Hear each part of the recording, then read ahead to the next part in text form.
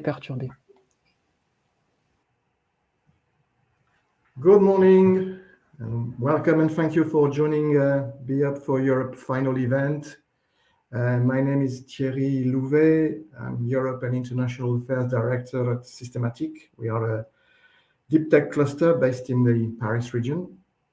I am joined with Antonella Vulcano of Innova. Hello, Antonella. Hello. Antonella is the coordinator of the Be Up for Europe project, and we will be, in fact, your hosts for this event today. We have a very rich program, very dense program for you today, and I would like to briefly take you through it so you have an idea of what we have in store for you. I should be able to move the slide by myself, hopefully, yes. So we will have, first of all, a keynote speech, and I would like to thank Kirsten Heisman for that. Will be joining us in a few minutes. She's already here on blockchain and what we can learn from the Merkel era for about 20 minutes. Then we have the pleasure to welcome Massimiliano Dragoni from the European Commission, Senior Policy Officer for the Startup Europe program. And he will take you through the European strategy to boost blockchain technology.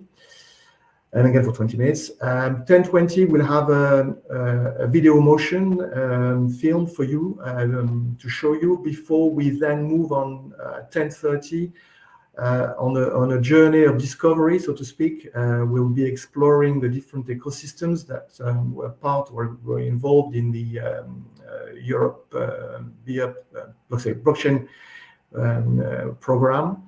Innova, Connect Global from Germany, Spheric from Romania, Startup Division from Lithuania, and then myself for France.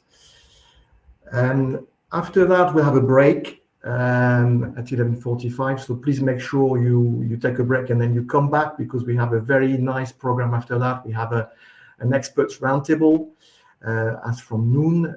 You can see the name of the panelists, and this panel, this roundtable, will be moderated by Ash Costello, who's the member of the European Blockchain Observatory and Forum.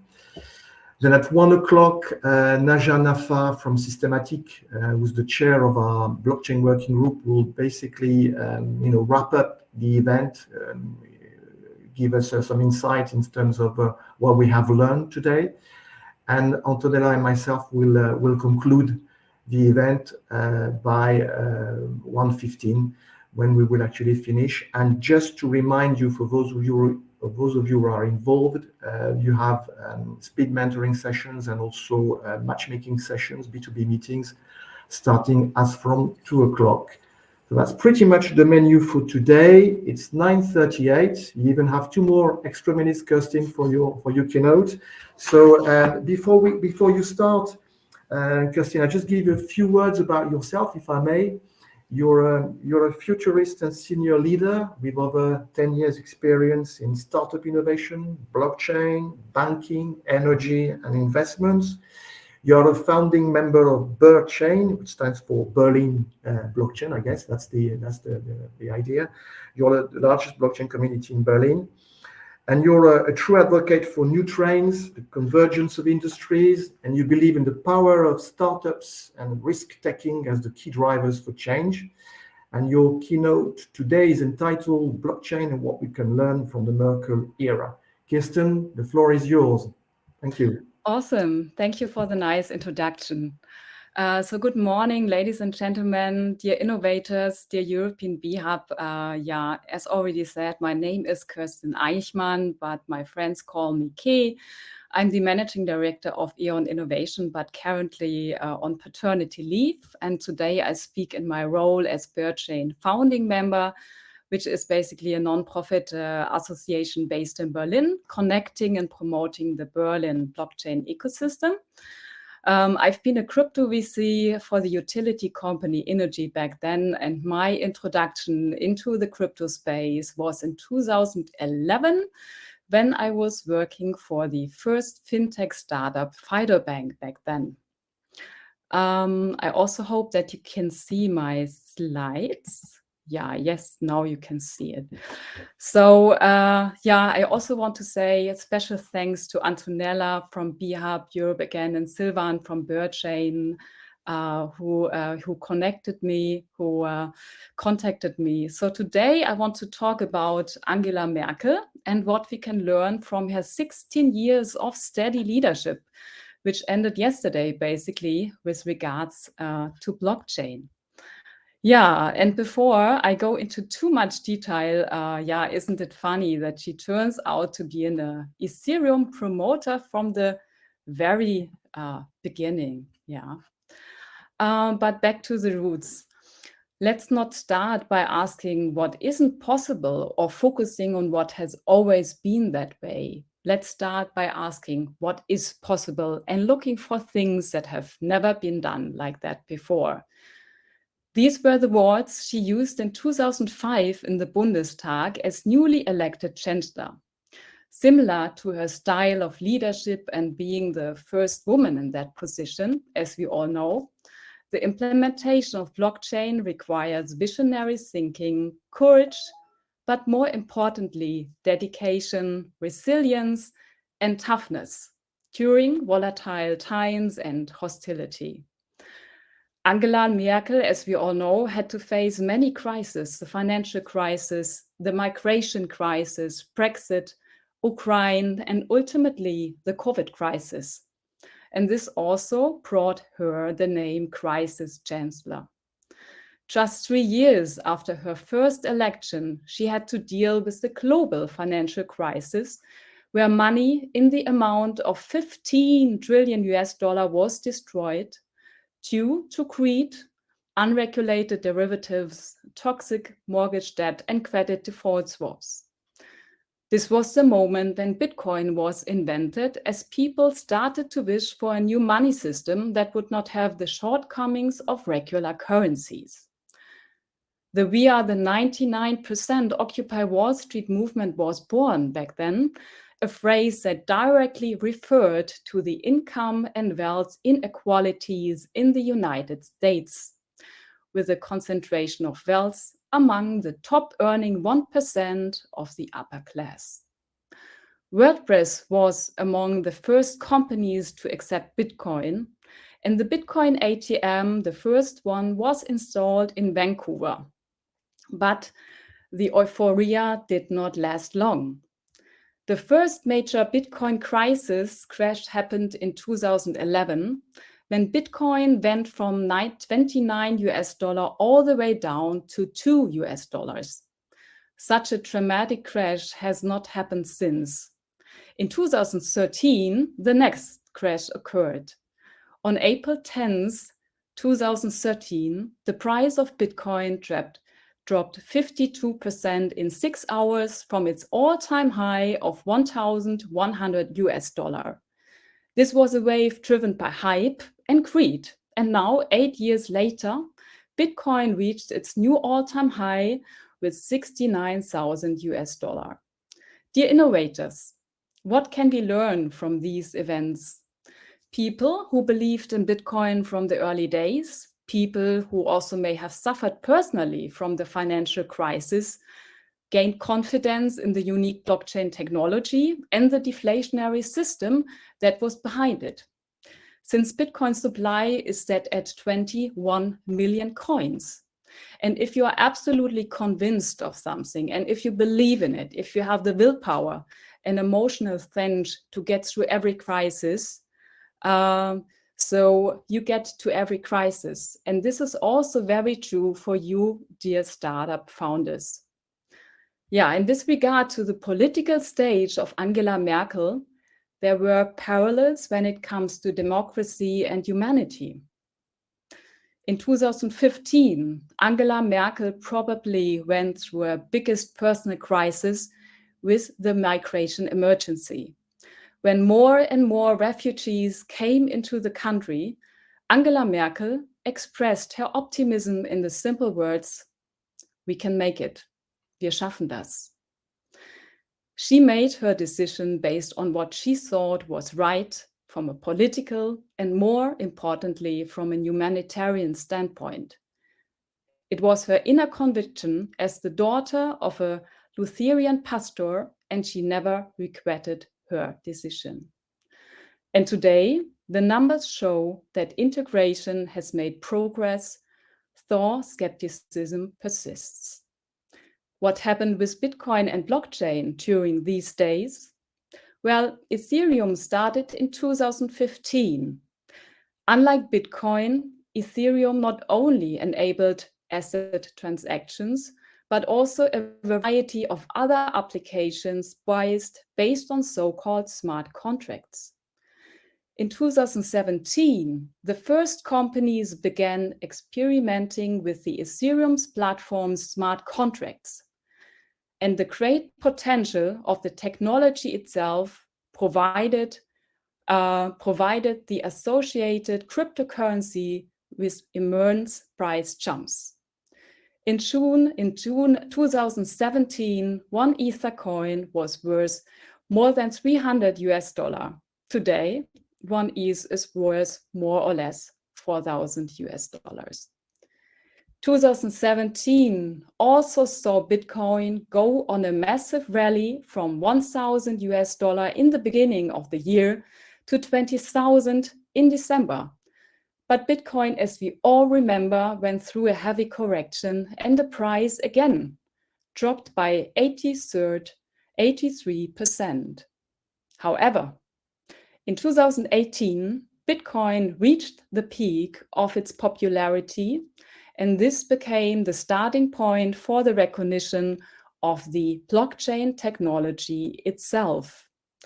The year 2018 was the year of blockchain applications, with several ongoing use cases coming to realization.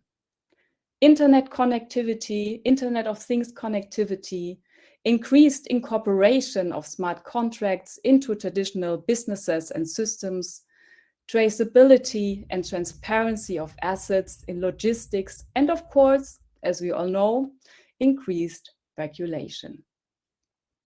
Now it is the year 2021, and the chancellorship of Angela Merkel had come to an end, basically yesterday.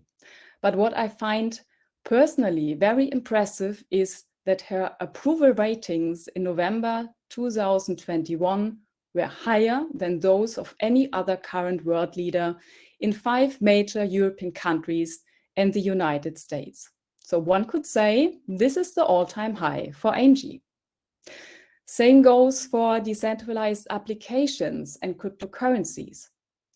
In view of rising inflation due to Corona rescue packages, we talk about 6% inflation alone in the United States, combined with increasing skepticism regarding centralized data collectors such as Facebook and Google, enthusiasm for blockchain, decentralized apps, DeFi, and NFTs is growing.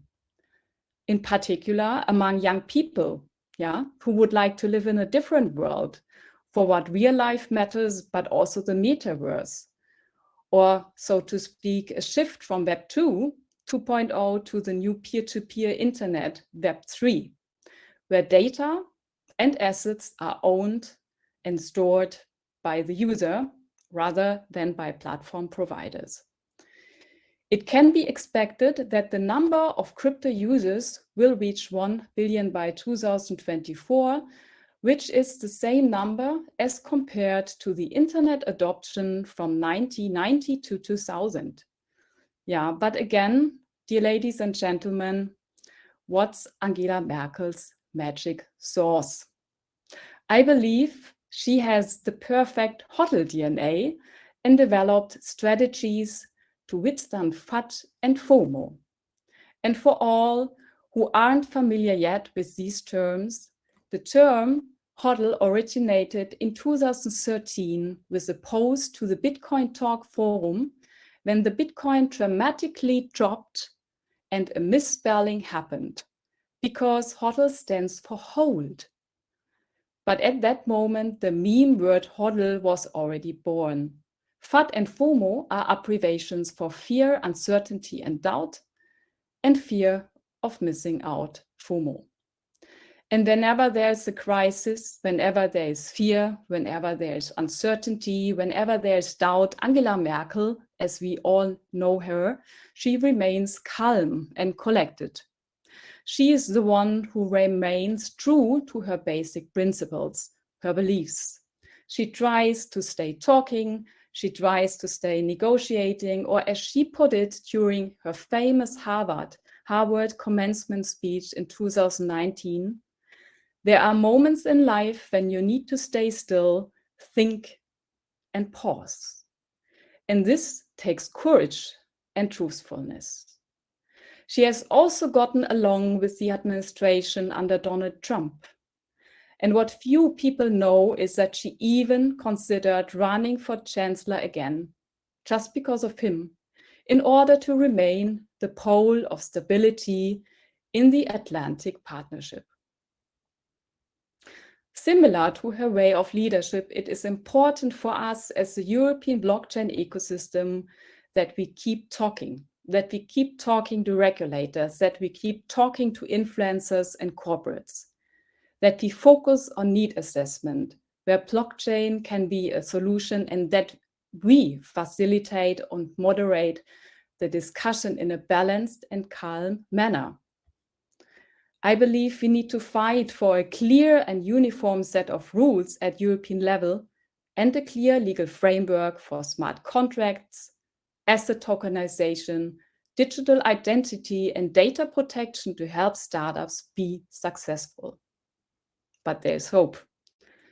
When we speak about the blockchain startups in Europe, I also would like to quote Angela Merkel's famous mantra again: we can make it, wir schaffen das. And BHub Europe has already proven that we can make it. With 5 accelerator programs across Europe, more than 25 matchmaking sessions, 45 accelerated startups, and 440 participating organizations, they established an amazing framework for the digitization of Europe. And as I looked more closely at their use case portfolio, one topic in particular caught my eye: the aerospace industry. You would be shocked at how antiquated the aerospace supply chain is. Currently, less than 2.5% of all transactions in the aerospace industry are done online. Only 2.5%. That's insane, yeah? So tracking details about the origin and history of important components are often still manually typed into a database. However, as we all can participate, it's a very sensitive process. The receiver needs to know the exact time of arrival and needs to be sure that mission-critical components were not tampered and handled with care. Yeah, and interestingly, innovation often emerges where industries and technologies are converging. Spiderlock, a startup from Italy, and one of BHub accelerated startups, is a great example here, which has been mentored by the European Space Agency Incubation Center in the Lazio region of Italy. Spiderlock combines blockchain technology with GNSS, the Global Navigation Satellite System, and low power sensors to enable end-to-end monitoring of high-cost shipments. And as a consequence, all components can be tracked along the entire route from start to destination. So I need to say that thanks to Spiderlock, we can go to the moon safely again. Talking about safety and transparency, Europe is also well known for its rich food culture, yeah, in particular high quality Italian or French food. So many consumers are demanding more transparency, and 75% state they will change their brand preference if another brand would provide more detailed product information, for example, for wine or cheese or bread. It is a French startup with Italian founders that has probably addressed the need. Connecting Food provides real-time food chain traceability from farm to work, adding on an intelligent layer of digital auditing to ensure 100% product compliance for every single batch. Brands like Coop, Bionade, and Herta already use their solution. Using blockchain as a trusted third party, all supply chain information remains tamper-proof and can be showcased to B2B clients and end customers. BHub Europe but put both startups, Spiderlock and Connecting Food, in touch with suitable companies. Awesome. And so the number of startups accelerated and matched with SMEs, large corporates, and investors by BHub is endless and really, really super diverse. I'd like to give you 2 more examples. We all know how important it is to move towards a sustainable future. And one key aspect of this is a world with no more plastic pollution. And thanks to the demand-oriented matchmaking sessions of BHub, they brought together again 2 innovative companies. B2Lab, they provide a proprietary blockchain to track and certify processes, and the other company, Plastic-Free Certification. And together, they now support other companies to reduce disposable plastic until its complete elimination in a tamper-proof manner. A commercial agreement has been signed. Awesome. The next example also shows how important the topic of certification is. Together with a major Italian trade agency, the diplomas of a master in internalization have been notarized through the use of Blockchain Italia, another startup which leverages the high-performing blockchain Algorand. Therefore, I'm really confident that we are well positioned regarding blockchain adoption and the digitalization of Europe. I'm thinking a lot these days about future trends and their impact towards Europe. But one thing is clear: the implementation of potential solutions cannot be the task of one single entity or one single country or one single company alone. It only goes hand in hand with other European countries, with a European ecosystem. It needs to be multinational rather than local, as Angela Merkel would have said. And that is why the work of BHub for Europe is so important, to bring all stakeholders, startups, and talents together, both locally through vehicles like BirdChain here in Berlin, but also in a European dimension. And remember Hermann Hesse's famous words, "There is magic in every beginning." Therefore, dear startups and futurists, dear innovators, I'd like to conclude my presentation with the final words of our former Chancellor Angela Merkel during her Harvard commencement speech 2019, "Tear down walls of ignorance and narrow-mindedness, as nothing has to stay like it is." My name is Kerstin Eichmann, but my friends call me Ke, so you can get in touch with me on LinkedIn and Twitter. So I hope you enjoy the rest of the BHub conference. Thank you so much. Thank you very much, Kerstin. Vielen Dank. You definitely managed it. And thanks for joining. I know you have a very busy day ahead of you. Before I move to our next speaker, I would like to give the floor to Antonella Vulcano, who's the coordinator of the BHub for Europe project. Antonella, the floor is yours.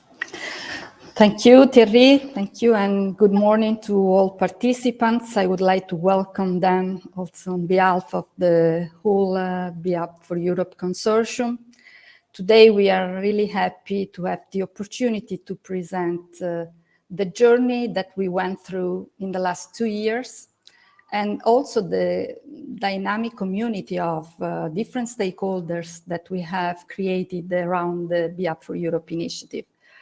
BHub for Europe is started in 2020, and it is an initiative supported by the European Commission under the Startup Europe program of Horizon 2020. And the initiative involves 5 different acceleration hubs in Europe. And today all these 5 acceleration hubs, we'll have the opportunity to report the work that we have done in the 5 ecosystems in Italy, Germany, France, Romania, and Lithuania. We started from the rationale that was behind the BIAP for Europe and on which we built is the belief that the blockchain technology has the potential to become quite pervasive technology across different sectors. But it is very often still unknown from potential adopters, especially as far as regards advantages and benefits, which are often overlooked. So the aim of BIAP for Europe was to explore the 5 ecosystems and discover technology solutions and applications based on the blockchain technology that are offered by high-tech startups and bring them to the market through customer discovery and matchmaking support.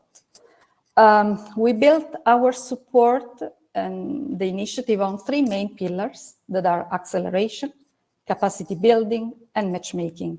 So today we are going to present the activities that we did under these 3 main pillars, especially the work that we have done with our 45 accelerated startups, to which we have provided a tailored support with services such as one-to-one mentoring, coaching, and matchmaking.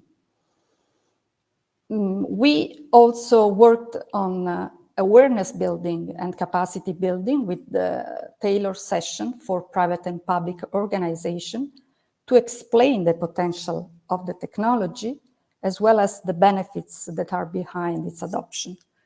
Finally, what we did was to match the offer from startups and the demand expressed by the organization that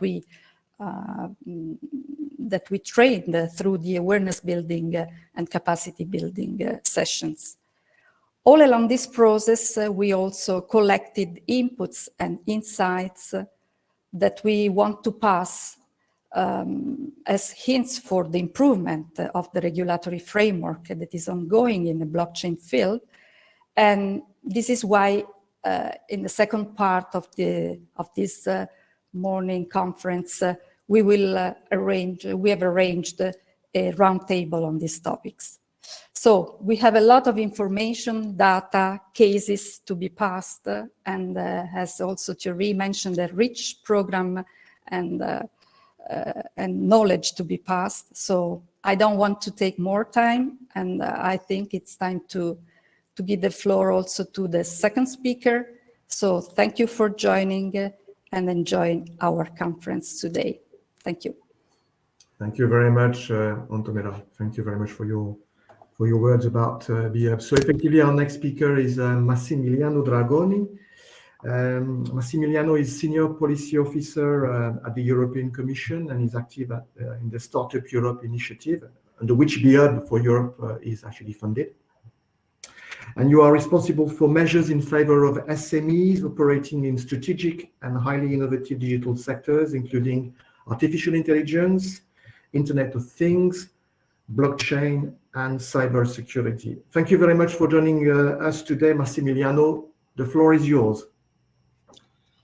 Thank you for inviting me. Hello, everybody. Can you all hear me? Do you hear me well? Yes. Yes. Okay, great. Perfect. Very well. Okay, can I have my, I have a presentation to, thank you for the introduction. Here we go. This is my presentation.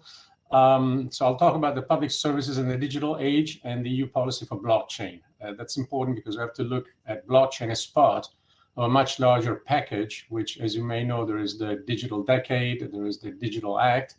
I mean, the European Commission is actually doing a number of initiatives to ensure that the so-called digital single market, as it used to be till 2020, now becomes a reality, and public services, let's say, have and use a convergence of different digital systems, amongst which blockchain is one of them. Others are like artificial intelligence, 5G, etc.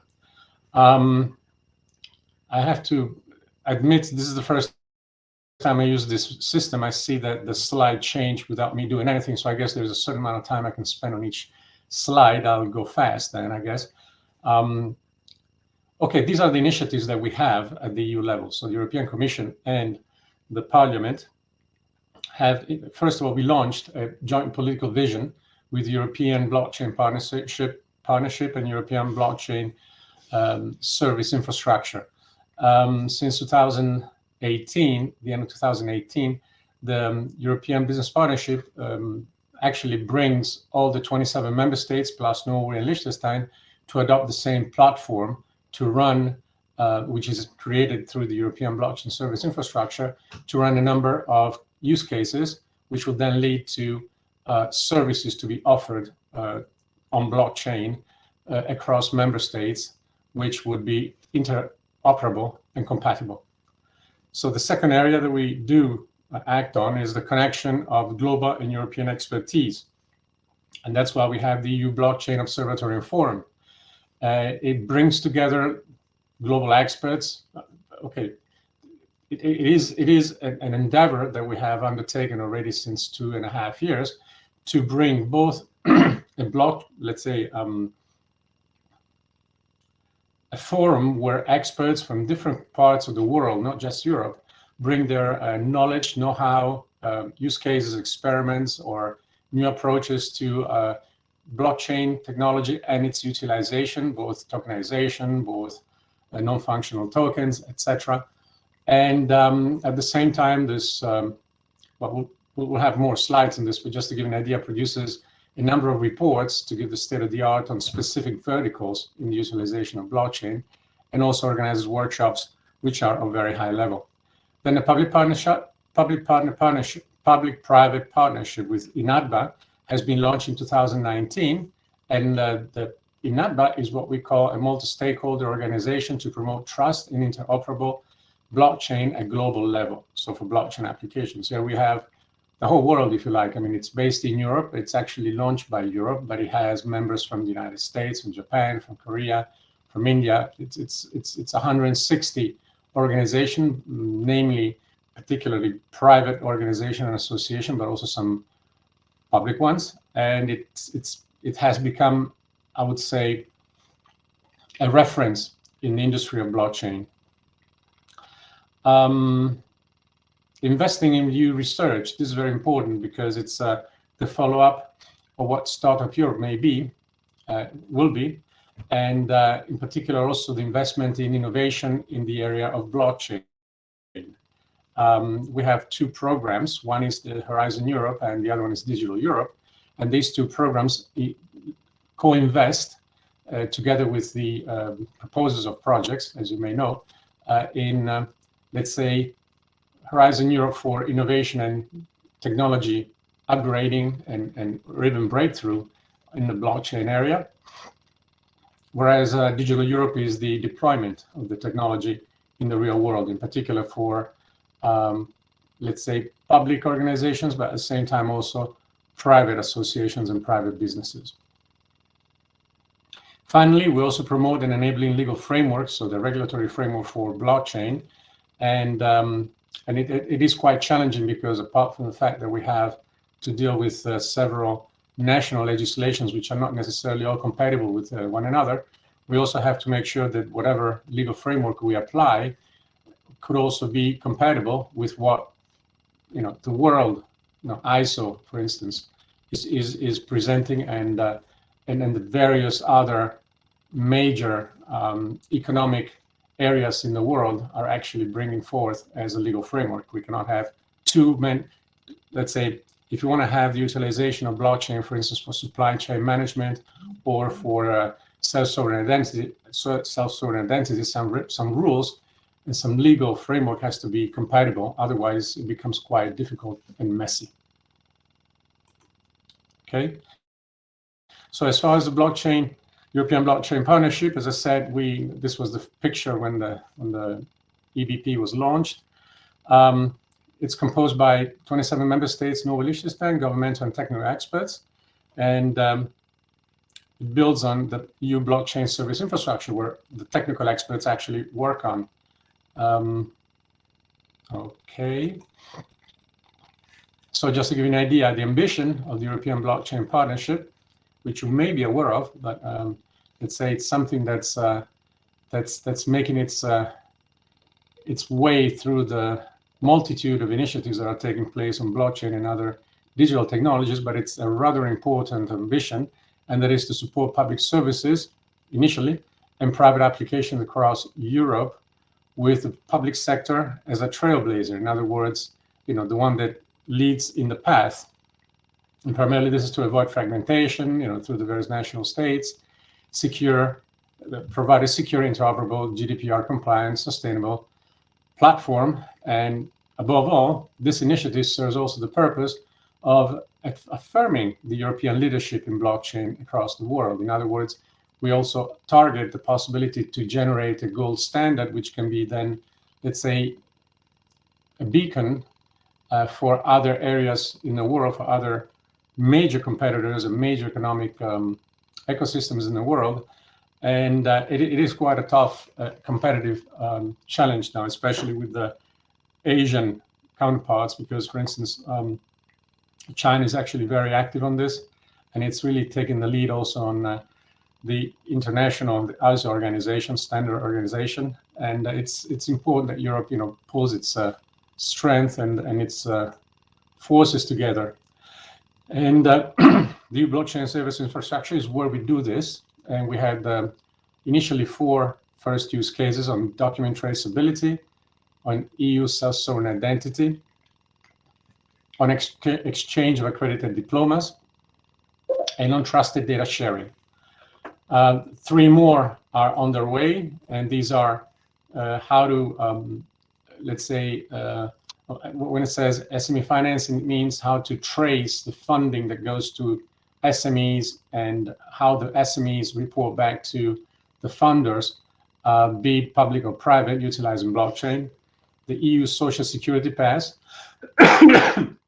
which would give access to all welfare services across Europe, and asylum demand management.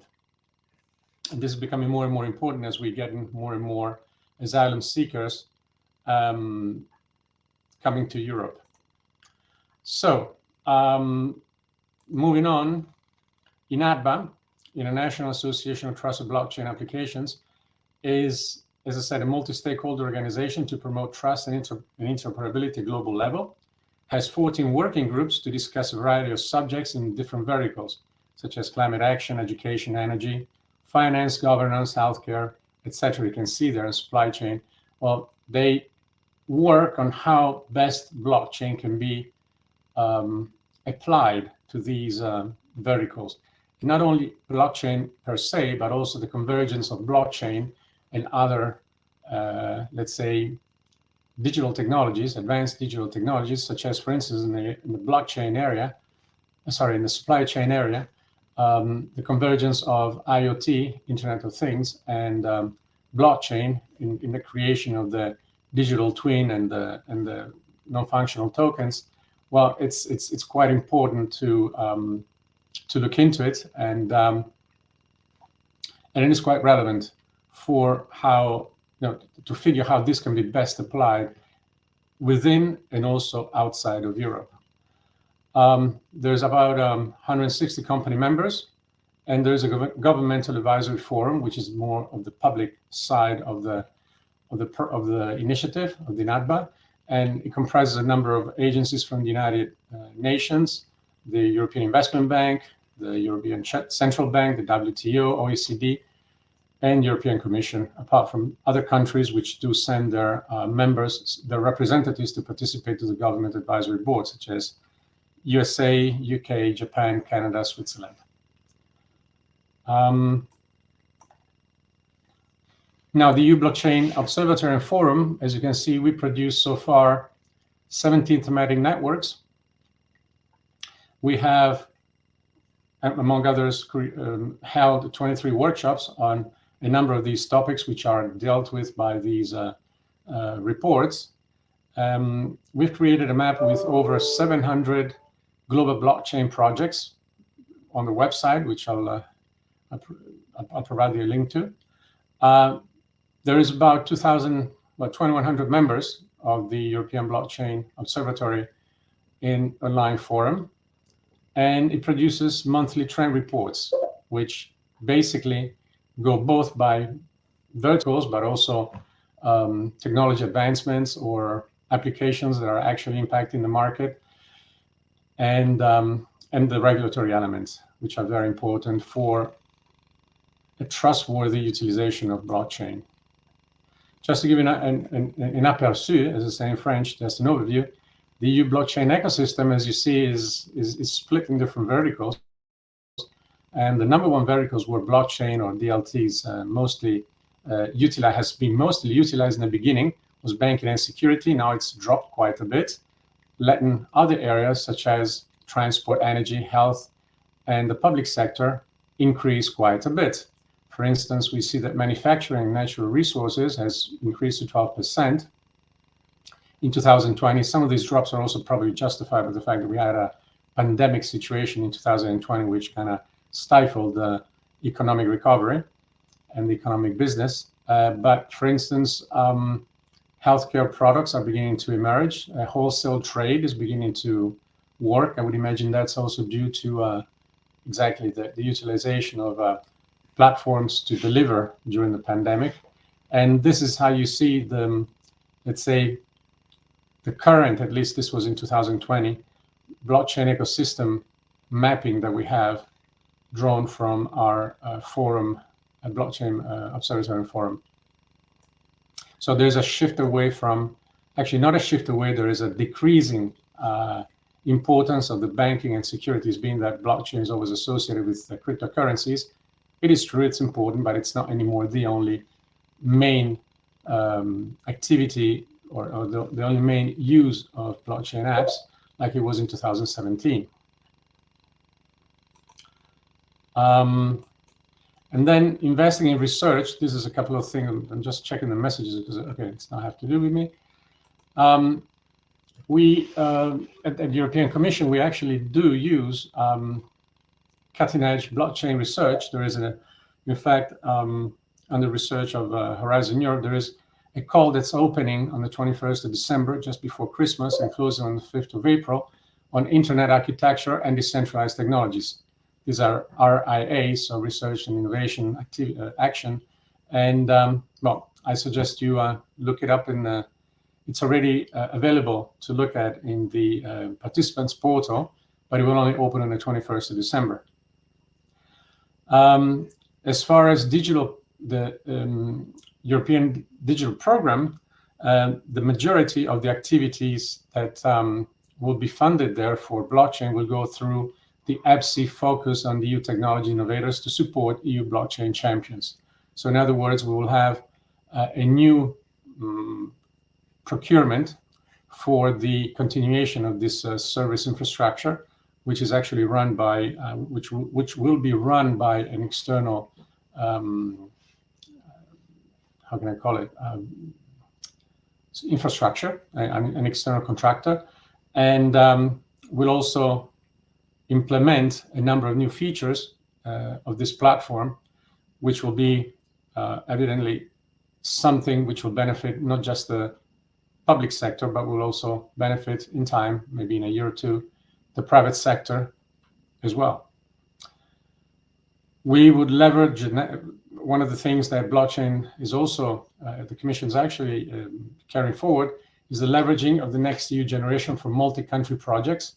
And this has been set up with a couple of multi-country projects, one in particular, which has to do with the single sovereign identity.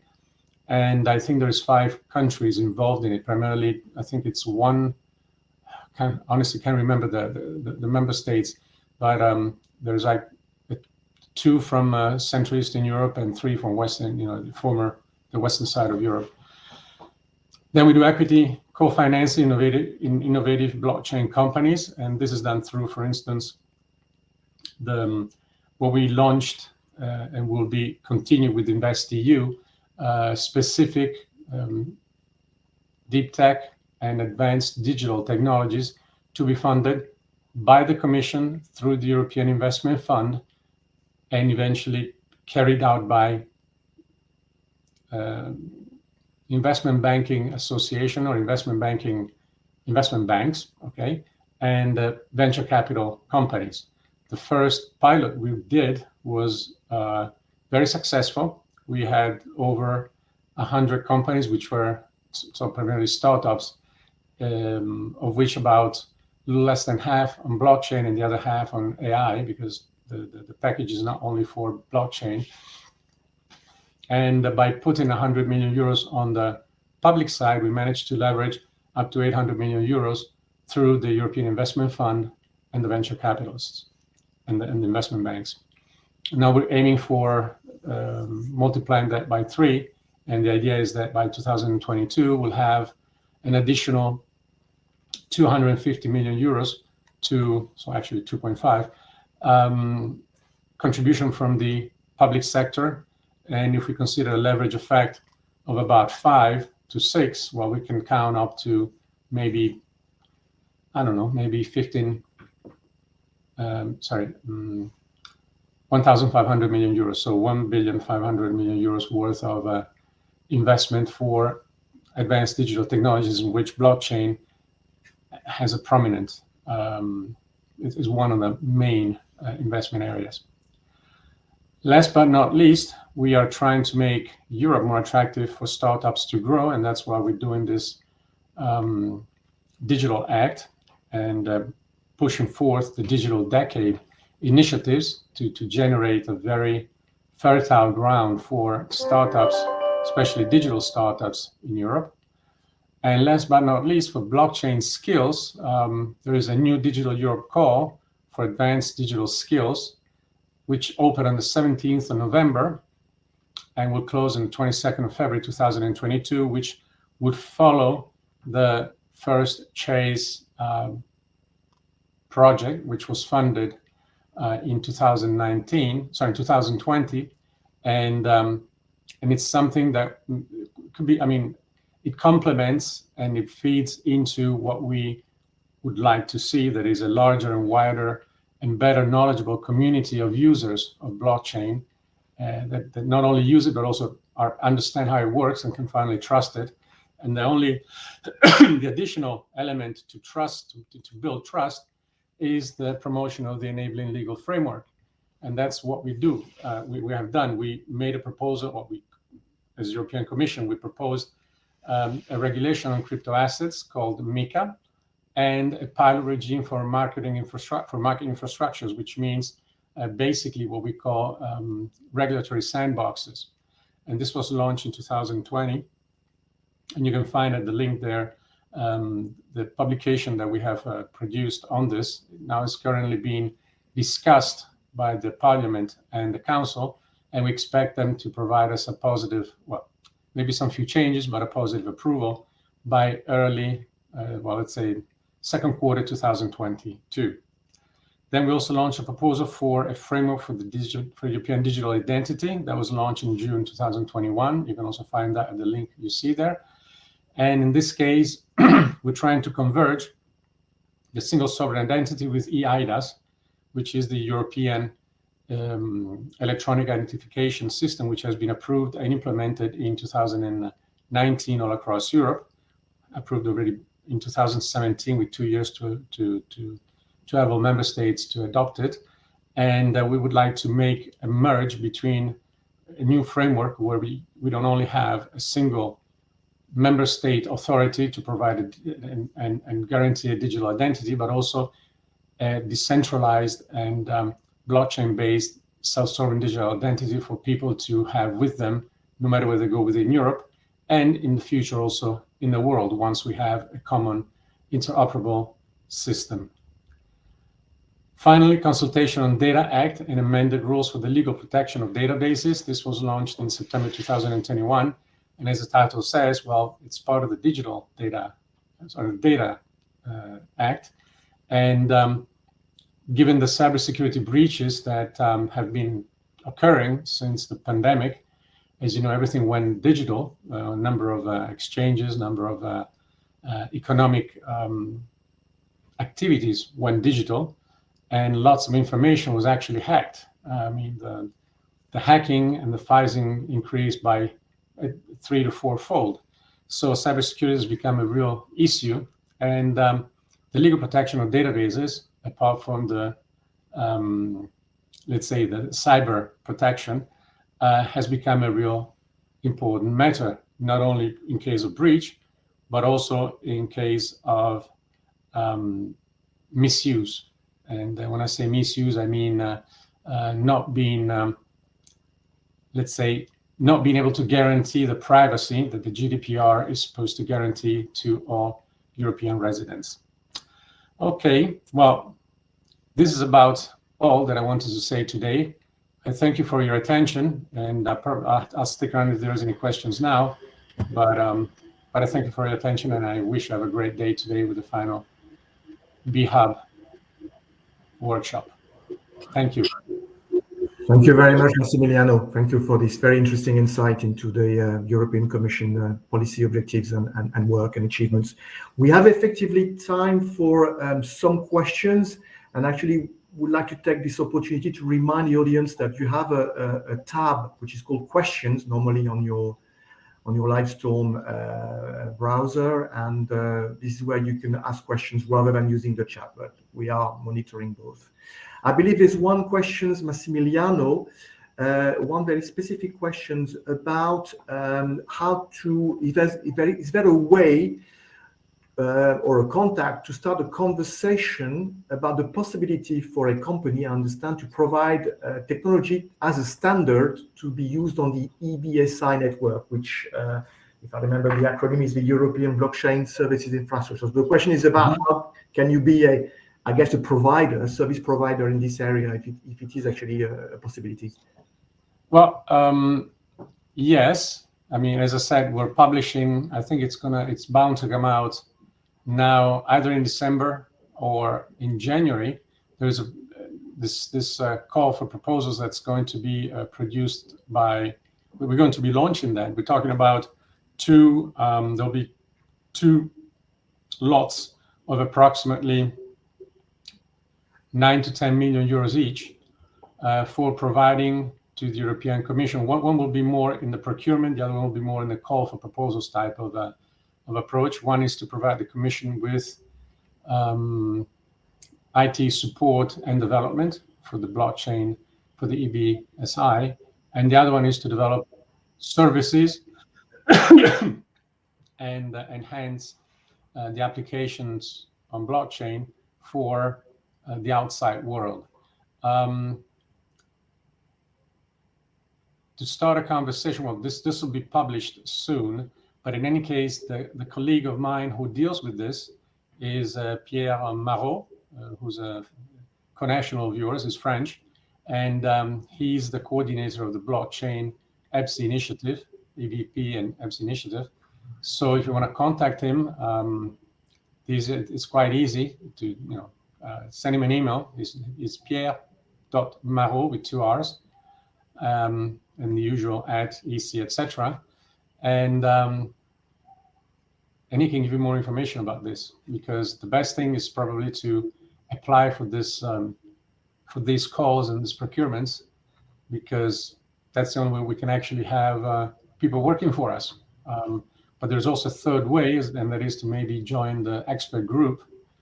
For instance, each member state sends normally for the technical work of the EBSI a member of the local agency for IT development or digitization of the public administration. And normally these people are also accompanied by technology experts, being that not always, blockchain is a new thing, and not always you have all the knowledge you need inside an agency or a public agency or a governmental agency.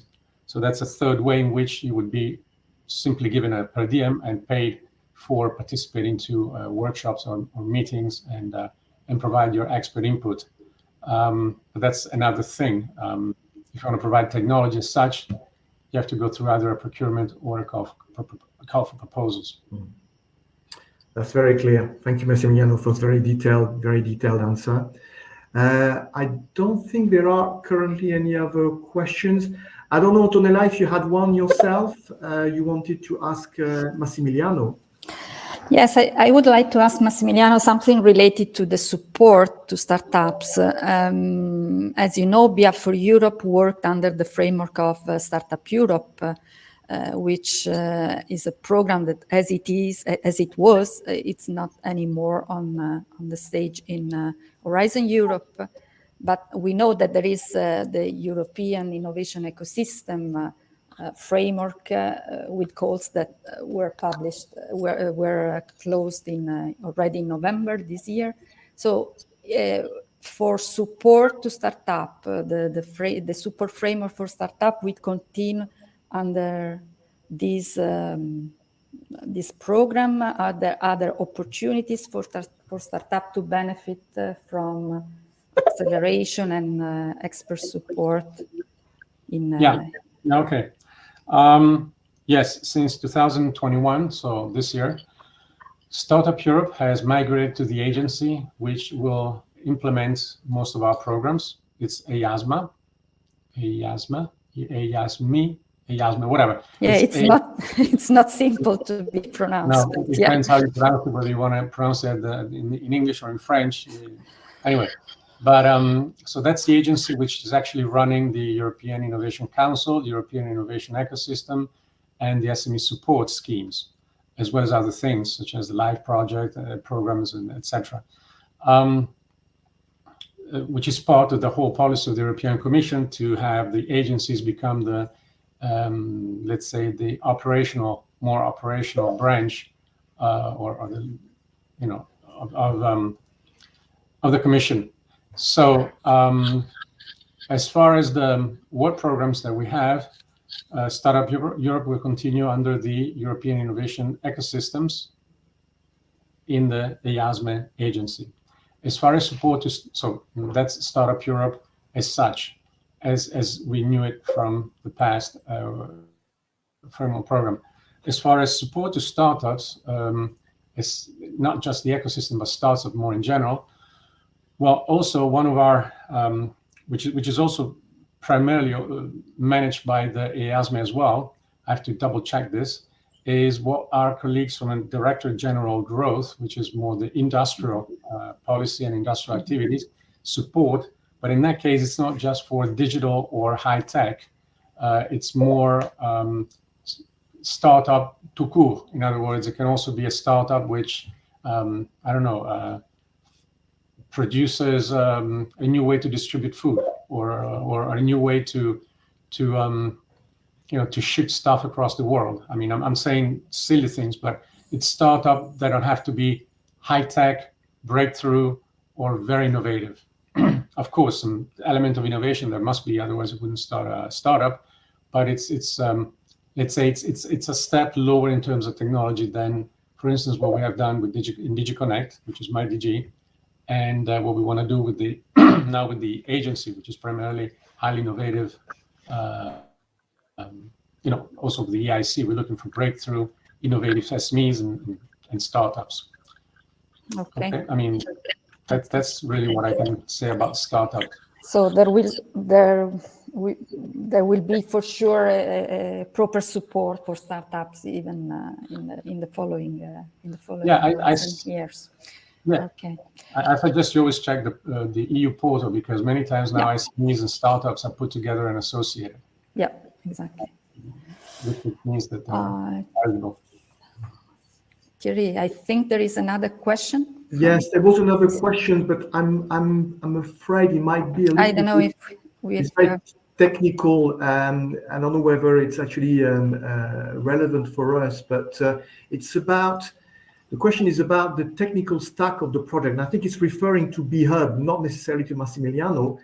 There is no technical stack in BHub because it's asking whether it's public open source or whether it's Ethereum based or more custom from scratch. I don't understand all of this, but I think it's missing the point about BHub. BHub is basically under Startup Europe, and it's about connecting effectively ecosystems. We're not producing, and correct me if I'm wrong, Antonella, we're not producing blockchain protocol. It's not the purpose. No, not really.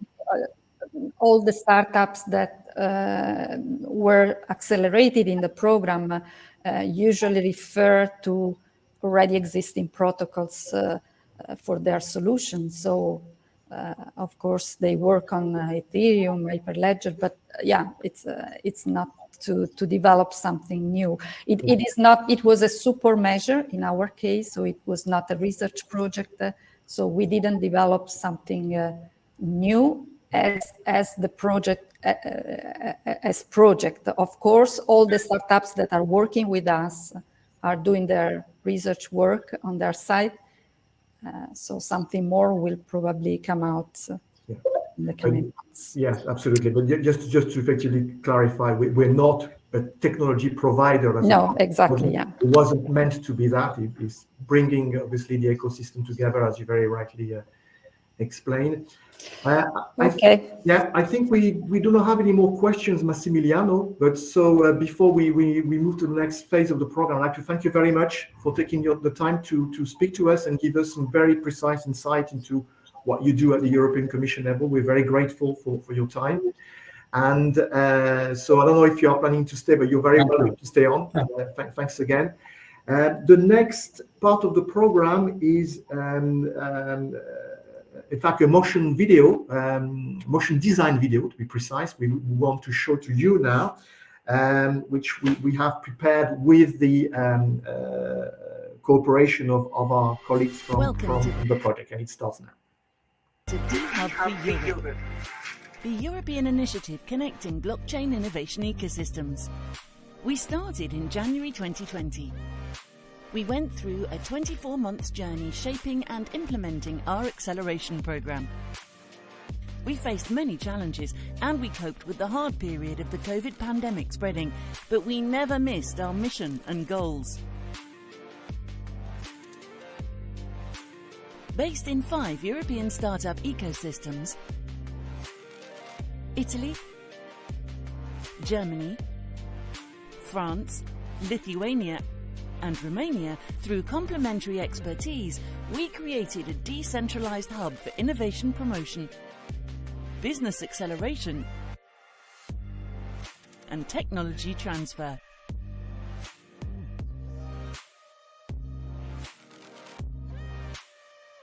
We mapped the 5 blockchain ecosystems, signposting startups and technology solutions, use cases, education activities, major players and stakeholders in the blockchain community, startup initiatives and events.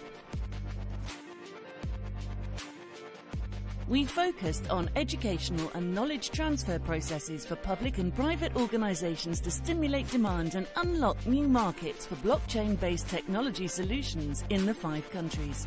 Our decentralized go-to-market acceleration program supported 45 European blockchain startups, offering specialized support services for business modeling and growth strategies, marketing and internationalization, IPR protection, access to public and private funding.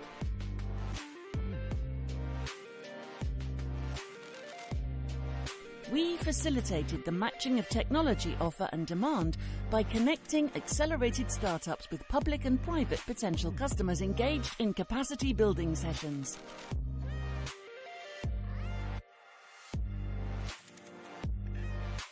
Through dissemination initiatives and events in the 5 countries, we recruited startups and project holders to create a dynamic community and raise awareness on the blockchain technology potential. In June 2021, we launched an online survey with startups and experts to better understand the current adoption landscape for the blockchain technology and the main obstacles and barriers hindering its full implementation. We have shaped an acceleration program opening the market to blockchain technology solutions. We have created a community across the 5 ecosystems. We will continue to offer our support to all blockchain solutions providers and blockchain enthusiasts who will need our help. We thank everyone who supported us and believed in our initiative. DHub for Europe.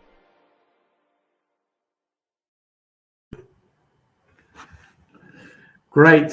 Well, thanks very much for that, and thanks for all the contributors, by the way. What I would like to do now is we're moving into the next phase of the program, just before the break. We have a fairly rich session now, because we'll take you on a European journey, or the European journey of BHub. So you'll have an insight into all our different blockchain ecosystem. And I will start now with our coordinator, Antonella Vulcano of Innova, to explain to us what you did in the project and all its different components. The floor is yours, Antonella. Thank you, Thierry. Thank you. So let's start this journey through the 5 ecosystems. We will start from Italy.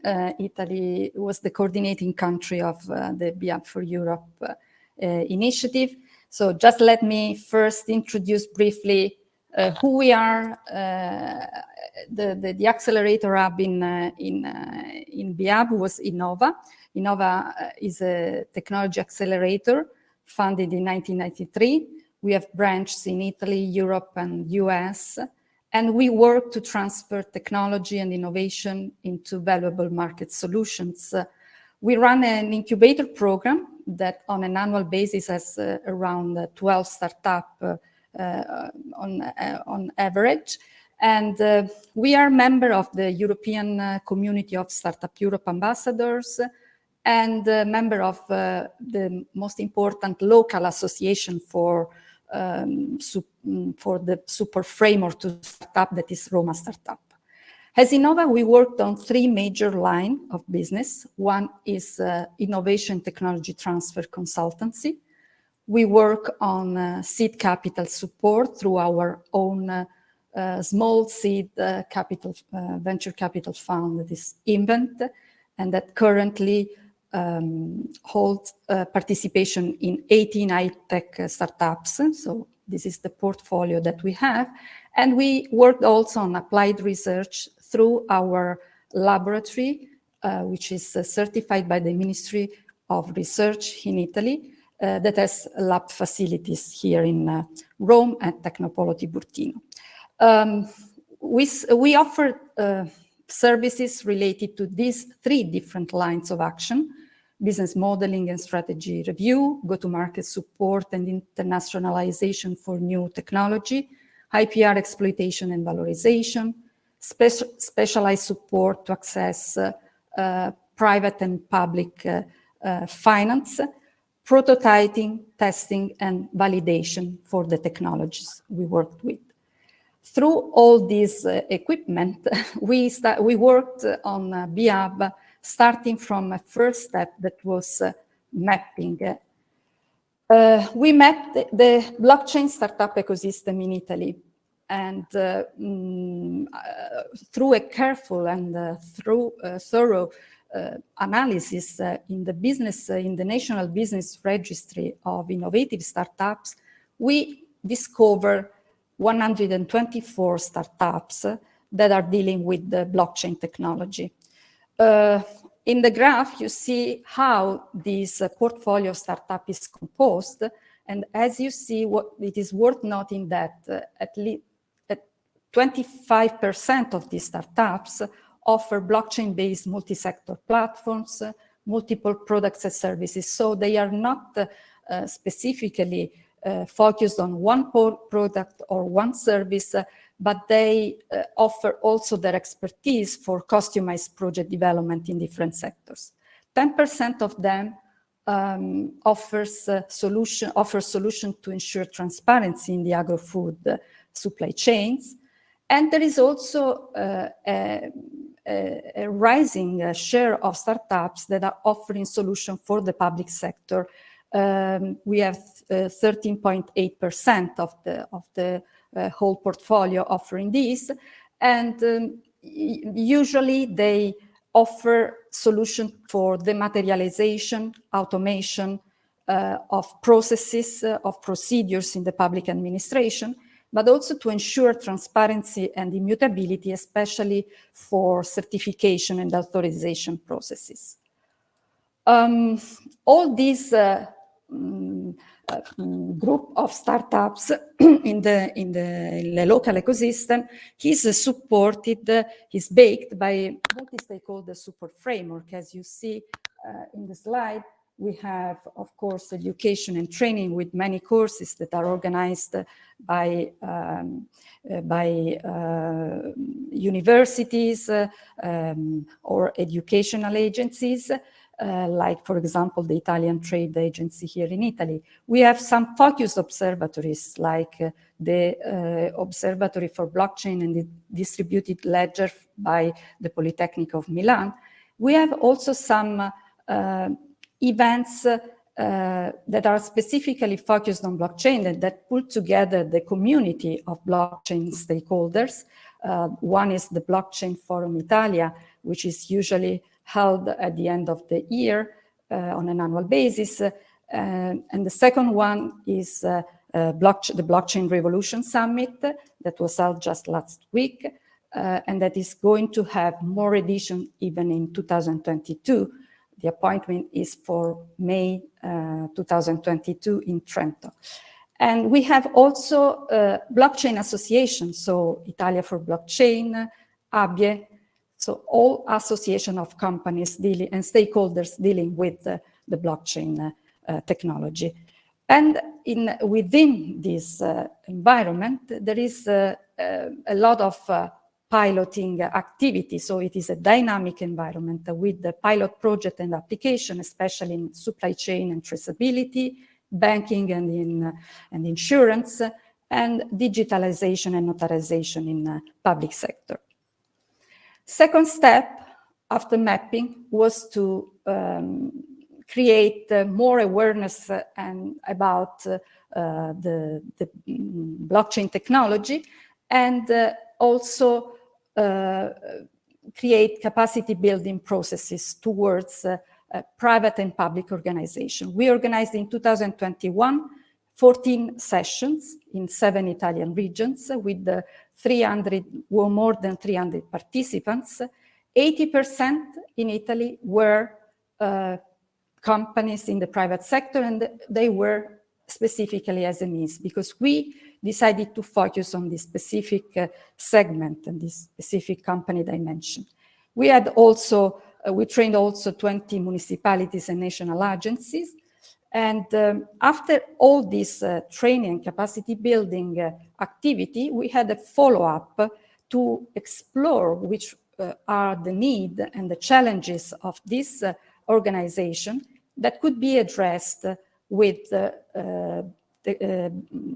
blockchain-based technology solution. This awareness, this broad awareness building action that you will see also occurred in the other 4 ecosystems, of course, allow to strengthen the knowledge on blockchain. This is the portfolio of the accelerated startups in Italy. So the third step was the acceleration. And as you see here, you find the accelerated startup by Innova. I would like to mention them because they all participate very actively to our acceleration program. Lonix Chain, which offers a digital loans marketplace.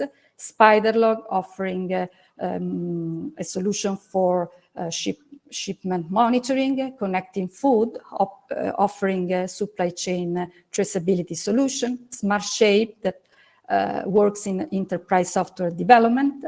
Commercio, that offer a solution for digital identity certification.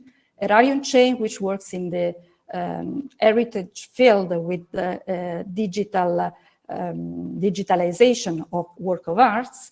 B2Lab and Blockchain Italia, which both offer notarization and assets tokenization services. And Ecosteer, that works on data securitization and traceability. What we did with all these with these 9 startups, we offered services. We offer super services for go-to-market strategies and the tailor-made customer discovery. We supported the business modeling, and the market positioning review.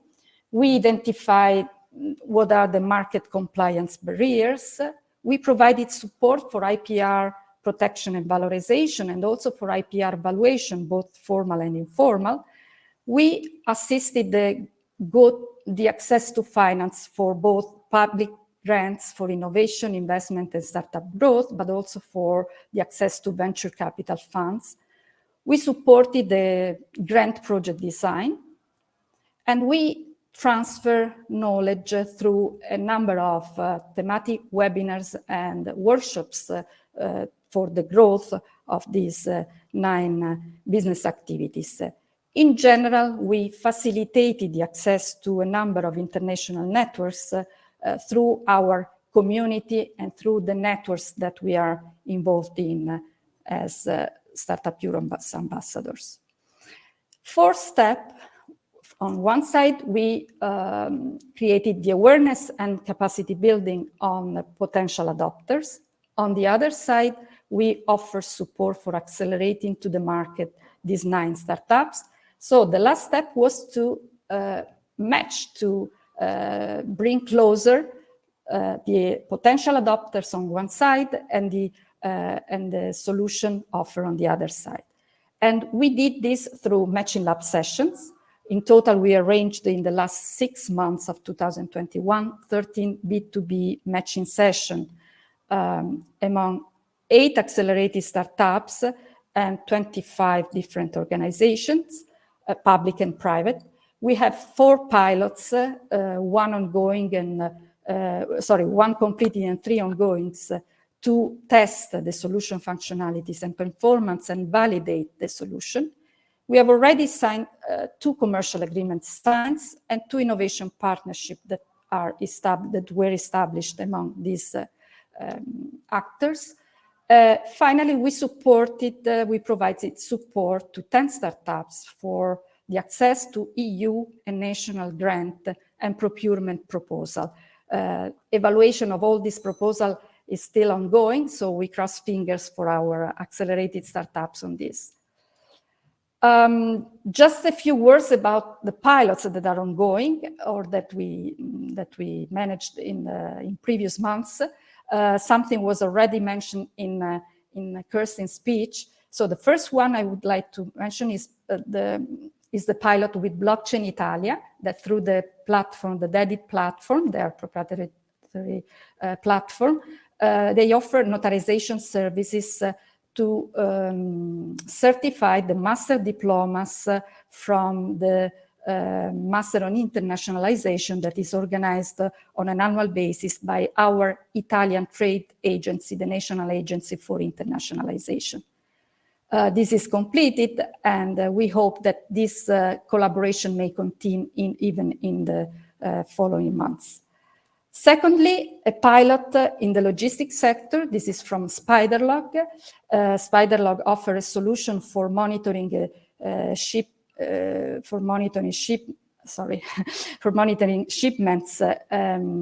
of valuable content. So we are working in this case with a company that distributes high quality food product abroad in different European and international countries.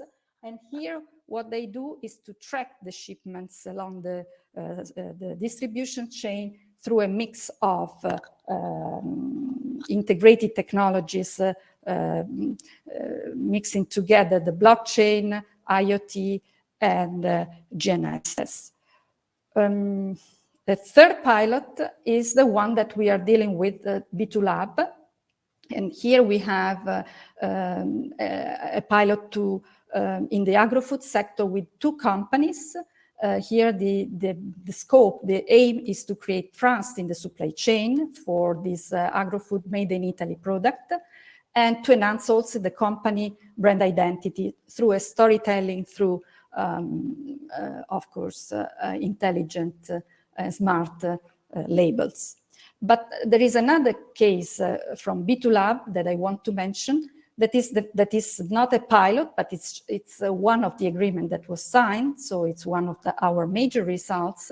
And this is the partnership that was built with the plastic-free certification that developed an audit standard, the plastic-free standard for business for plastic-free processes and sustainable processes. Here we have already the application of this case in some restaurant chains. One is in Paris. And so I think that on this, we will surely continue to work in the future months to have more cases. So just a final slide, just to understand what was the impact on the national blockchain ecosystem in Italy. For sure, there was there was an increased European visibility for all the startups that we have accelerated, and we offered a brand new and customized acceleration program. So what is important is that we offer not a standard program, but a specific mix of services that were specifically tailored to the stage of development of the company and to the need of the company. We boost, of course, the customer discovery, and we through this, we validated solution in the public and private sector. We offer a dynamic community. We created a dynamic community that now is leading to technology partnership. And we ensured a strong boost to public, national, and European funding schemes through participation of these companies to the different opportunities. Enhanced awareness on IP protection management. It is important to say that at the moment, 33% of startups own one or more patents, so IP is a very sensible topic for them.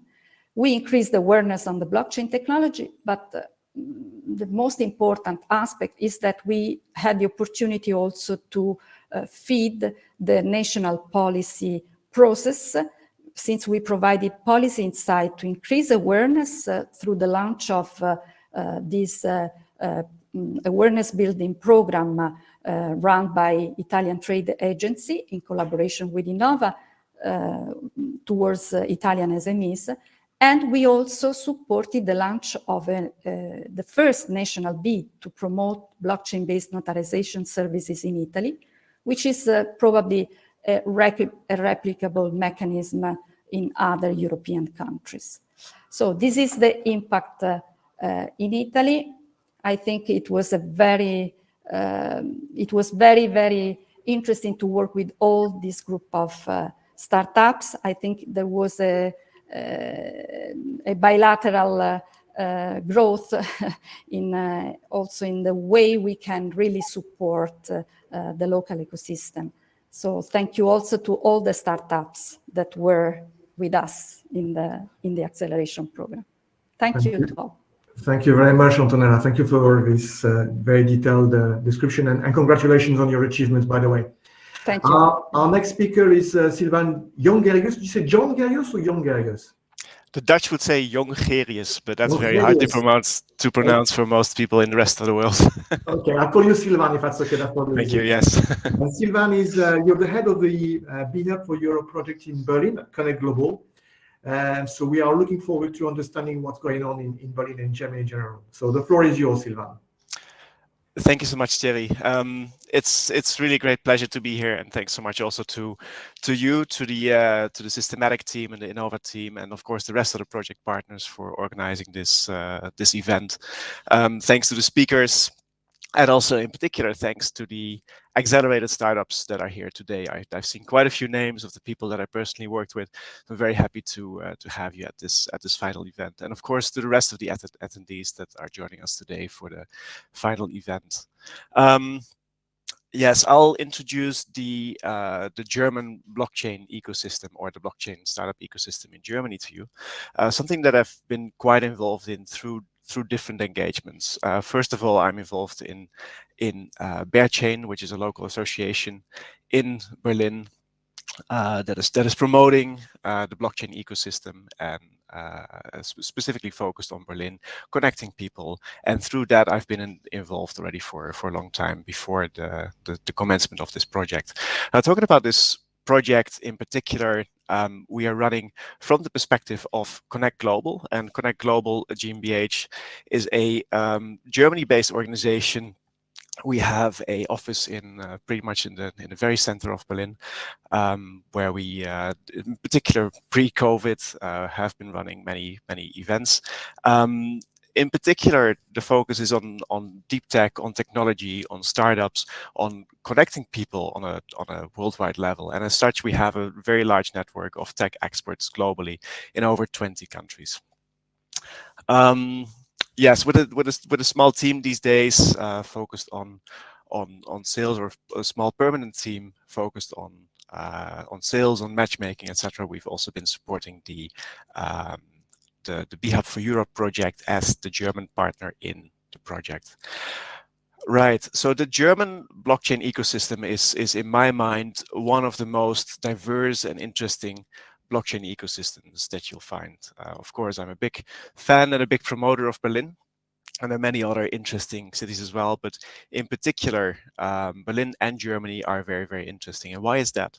So in particular, the project Ethereum that most of you in this conference must be aware of is something that where it is said that the roots of it are in Berlin. And you can see that by the specific public ecosystem players in this area.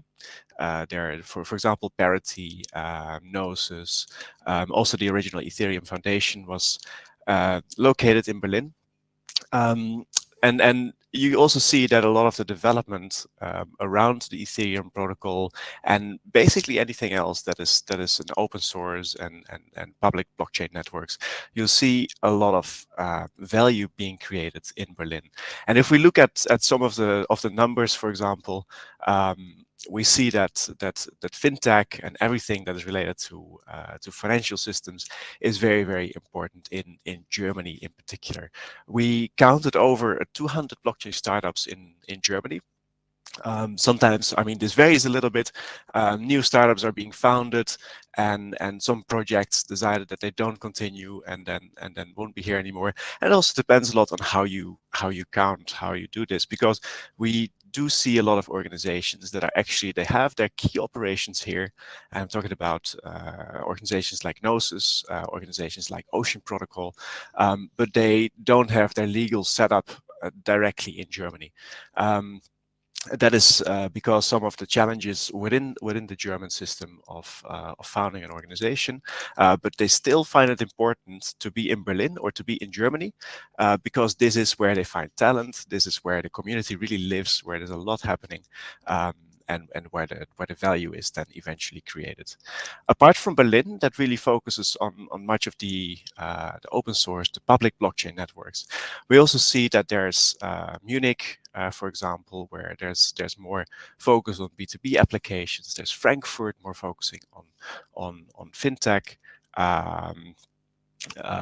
There's Hamburg that may be looking, because it's close to the sea, because it's a harbor city, focusing more on supply chain. So we see that different cities, different locations in Germany have like their different specific focus, right? Right, and if we look at Berlin again, Berlin in particular, we see that about 100 startups, again, depending on how you count, from say 90 to 120 companies are really involved in the blockchain. Having said that, I would say that this is mostly on the startup side of things. On the adoption side, there are different perspectives. Like within SMEs, it at the moment doesn't live as much as in some other systems and other regions. But there's a good push from regulators, from the government as well. Not the least with the national blockchain strategy that has been released not too long ago, that basically sets out an agenda for the government to ensure that blockchain is a key topic for the government and for decision making, for policy making to come. That is also, the word blockchain has been found also in the new coalition agreement of the new coalition that has been formed right now in Germany. So there is a certain support from the governmental side, from the regulatory side, to basically be be pushing this and to be involved in that. And that is something, of course, where startups would benefit from. To give you a quick overview of some of the organizations that are with us in Germany in general, we see a very wide range of organizations. If we, for example, look at the corporations involved, you see some big names there that are all involved or experimenting with or piloting, or perhaps have some parts already in production around blockchain.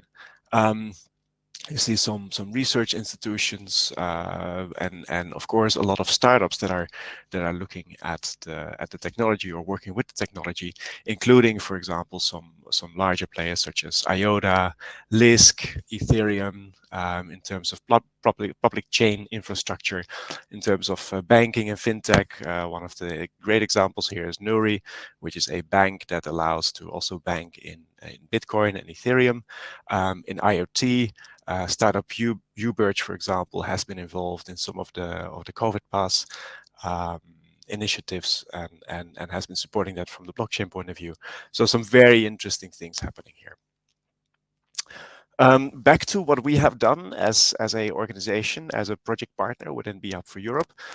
We've been working on awareness building and capacity building through different blockchain training sessions. So we did 2 different training sessions for public administration. We did this together with our partner Blue Swan Academy to deliver this. They are specialized in training around blockchain, around legal, around the systems that are supported by that. And the initiative, the training initiative, has been actively supported by Berlin Partner and the Berlin Senate Administration for Economics. So they found it very important to have this training and to basically send a long list of their contacts our way. So we had very good participation from the Berlin City, from ministries, from Senate administration, and even the public IT service provider, ITTZ in Berlin, has been a participant, and they basically take care of most of the IT infrastructure for public administration. We also organized training sessions for the private sector. Again, in collaboration with Blue Swan Academy, we had some great participation in, again, 2 different sessions. We organized one of the sessions together with BVMW, I don't think I pronounced that in English before, which is a large association, probably the largest association, if I'm not mistaken, over 900,000 members from the German Mittelstand, German SMEs. And these participants that basically came through the BVMW have been very interested in the technology, and also had like specific cases that they brought forward for potential implementation, for discussions, etc. So that was a very, very interesting session. I'll speed up a little bit. I see that we're behind on time, but I'd like to talk about the accelerated startups that we worked with. So we accelerated 9 startups, from fintech to security, medical, legal tech, energy, blockchain certification verification, more energy, and more certification. So with a very wide spectrum of use cases, and these startups were based in cities and regions all over Europe, from Cyprus, UK, Germany, Spain, and France. We've been supporting them with many things, but typically with also exploring the German market and understanding what the possibilities are of doing business in Germany. So we supported them with a broad range of services, ranging from sales and tech to compliance. And what I find most interesting myself is that we managed to build some bridges from these startups, from the places where they are based, to Germany or to other regions, and really support this cross-European or pan-European collaboration. If we look at the matchmaking, sorry, am I skipping something? I'm not skipping something. Good. If we look at the matchmaking process in Germany, we facilitated introductions to embassies, to city administration, energy companies, banking, fintech, other accelerators, specific associations, established blockchain companies. And many of these things we did in collaboration with some of our key partners, which is Bearchain, which is Factory Berlin, Bundesverband Mittelständische Wirtschaft, BVMW, but also with partners such as the Berlin Senate and Berlin Partner that has been supporting us with many of the aspects around around the program and around bringing the blockchain topic into public administration in Berlin and in particular in Germany as well. It's been a tough climate, in particular through COVID, lack of events. It's always been events has been a main driver for many of the things that we've been doing, shifting priorities and a bit of a general hesitance of collaborating with startups and exploring these concepts. However, we did manage to facilitate 10 high quality introductions for these startups, and some are still pending. So we're still waiting for the results of that.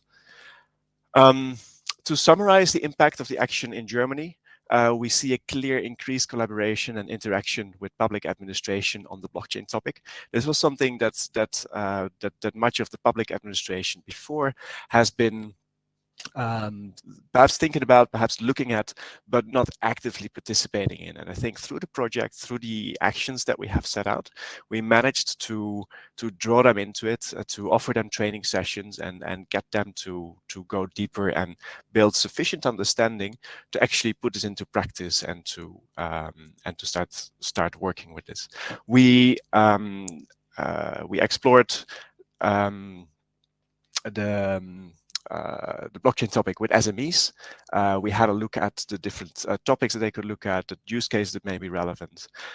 We provided input on blockchain relevant regulation, in particular through my own expertise in the GDPR, with the German Ministry of Economics, who's been very interested in the topic, both in blockchain, in data protection, and anything in between. So we've been involved in different sessions that they were hosted and provided input, and through different channels also been giving some input on an EU level. We collaborated with key associations to increase visibility, excuse me, increase visibility on the blockchain topic, again, such as BVMW, and facilitated high-level cross-border introductions for matchmaking collaboration opportunities. And of course, we guided the startups with their sales positioning, resulted in better market traction and lead response. I'll leave it at that in the interest of time. And thank you so much for being here and for giving me the stage. Thank you to you, Sylvain. Thanks very much for this presentation, and thank you for taking care of the time. You are right, we need to stay on track, but thanks very much for all of this very interesting information about Berlin and the German blockchain ecosystem in general. We are now traveling a bit further east, and we're going to Romania. So I'm very happy to welcome Ekaterina Silova, or Katrina, because that's how I think you like to be called. And so Katrina, you're project manager at Spheric Accelerator. So I think you're going to tell us everything about there is to know about Romania and blockchain in Romania. The floor is yours, Katrina, for 15 minutes. Thank you. Thank you. Thank you, Thierry, and thank you to all consortium members for organizing this great event. It's really great, and I'm really excited to be here this December to sum up all the results of the work we've done over the past 2 years. And hope you enjoyed the little atmosphere here I have in the back. So trying to get into the holiday spirit already. So indeed, I'm project manager at Spheric Accelerator. We're based in Cluj-Napoca. It's the second largest city in Romania, but also known as the tech epicenter of Romania. A lot of startups and big companies are based out of Cluj or started there. It's a great community, but we also have expanded recently to Bucharest. So we're trying to cover the largest points in Romania to be as close as possible to all the innovators out there, and be in the center of all that's happening in terms of tech and entrepreneurship. So briefly about Spheric Accelerator, as I've mentioned, based in Cluj, but we do have an office and a team in Bucharest, in the capital. Spheric was actually founded in 2013 as the first accelerator in Romania. Started as a collaboration between a VC fund, a bank, and 2 universities. Our organization has the mission to support the local tech ecosystem and help the growth of regional tech startups through matchmaking, through mentorship, and through introductions. And as a result, we have worked closely with 36 startups accelerated in 8 cohorts. But that's the official number. We, of course, have been in touch with many, many more than that, indirectly through a lot of initiatives that we have been either part of or organized ourselves. So all in all, Spheric has a network of around 100 tech and business mentors, both in Romania, but also regionally and internationally, startup communities, pre-accelerators, universities, and investors. And I'm really happy to see some familiar names joining us today from our partner friends organizations like GT2 Invest and Iceberg from Brasov, for example. Hi, Paul. So besides BHub for Europe, we've been working in other EU-funded or Startup Europe projects, but also smaller local initiatives, but all have at the center the mission to support technology development. So moving on to say a bit more about what have we been doing in BHub for Europe over the past 2 years. So as mentioned in the beginning, we have mapped the local ecosystem and draw some conclusions in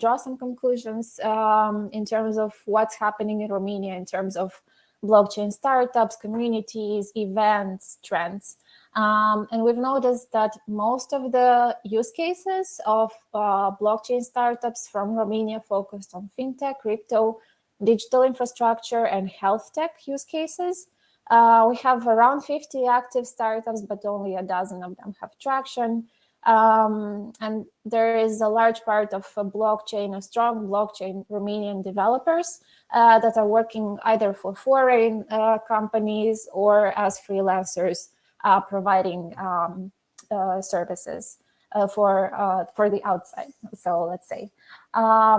In the public sector, there was not a lot of attention given to blockchain, mostly due to poor understanding of the technology, of its limitations, but also of its applicability and benefits. And we've tried to mitigate that and to shed more light on the benefits and advantages and possible use cases in the public sector through the series of trainings that have been organized last year and this year.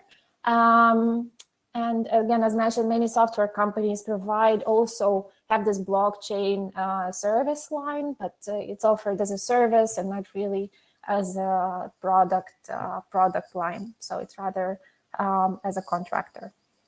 So we have also presented just a few of the most active organizations in Romania that address blockchain in a way or another.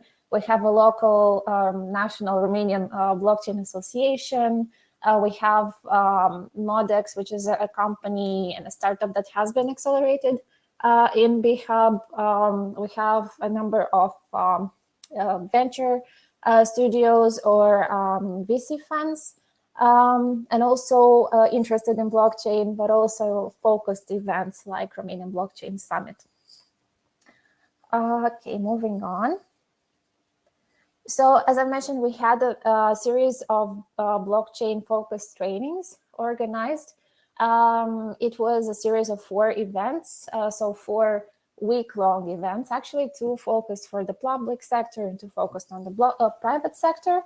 And all in all, we have trained 79 representatives of 62 organizations across the 2 sectors. So 42 public sector representatives and 37 private sector representatives. So in the public sector, we had participants ranging from the government CIO office, so really the highest level possible, to public companies or agencies focused, let's say, on telecom or energy, to municipalities and to city hall level.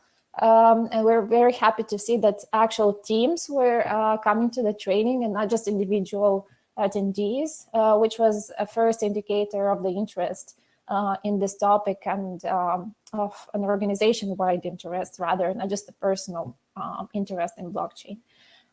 So as we saw in the public sector, the biggest part of the expected benefits regarding blockchain is the traceability, either of goods or services, followed by dematerialization and decentralization. On the other side, on the private sector part of the spectrum, we had a number of areas of applicability that were manifested by the participants, such as financial services. Again, we see this trend in Romania. Traceability in e-commerce and supply chains, energy, agriculture, waste management, and construction sector. So in terms of expected benefits from representatives of private sector, so basically of companies, from SMEs to multinationals, we have, again, traceability, dematerialization, and decentralization. So moving on. Again, of course, one of the core services provided was the acceleration part, and we had both one-on-one mentorship sessions with 9 startups that were accelerated by our team, which included mentorship, pitch deck reviews, access to investors, and individual introductions, helping on refining the go-to-market and commercialization strategy, but also financial planning and helping access public funds, and overall facilitation of startups' attendance in various thematic events that will help them meet potential users. On the other side, we had a number of group workshops organized and led by our team on topics such as brand strategy, blockchain regulations, go-to-market and B2B partnerships. Again, the sales and business development topic was a very pervasive one. Also, we had 2 investor matchmaking events, so we tried to leverage our organization's network of investors and VC fund and angel investors to meet the startups that we worked with and to provide them as much feedback and potentially set some value-adding relationships. So all in all, we had 53 attendees in our events, 10 investors engaged with positive outcome of 2 letters of interest signed, multiple business introductions, personalized. We noticed that personalized approach works best rather than a group approach. And of course, startups with higher traction attracted more of the interest of investors. So really happy to present you with an overview of the startups we worked with. And again, very happy to see some of the representatives here today in the meeting and in our event. So all in all, we had most of the startups working on various ICT in general, either platforms, infrastructure level products, but also in finance, logistics, energy sector, entertainment and culture, and on education. So just to speed up, I'll move on to the next slide. Of course, we also had a matchmaking process in Romania. Of course, we were very happy to see a Romanian startup accepted in the program, and we tried to facilitate as many value-adding introductions for MODEX. It was a presentation for ARIR, which is an association for investor relations, basically a network of the largest companies in Romania that are listed on the stock exchange. But also we facilitated the MODEX participation in the Dubai Expo catalog, but also not just on the European level, but internationally in the Singapore matchmaking event and in the Canadian matchmaking event. Also, as mentioned, we had too many type of investor matchmaking events where we had a number of investors joining and a number of startups joining, and we provided a space for them to meet each other, to ask questions and to pitch their solution. And also we had 2 one-to-one events also for MODEX, in which we provided them with introductions with 2 companies. So I think the last slide here is just an overview of the impact of the action in Romania. So we have more or less, I could map it on 5 areas. Of course, we try to increase the awareness through the trainings, in which we were happy to see that 70% of the participants said that they will consider the adoption of blockchain or will continue researching it, but the interest is there.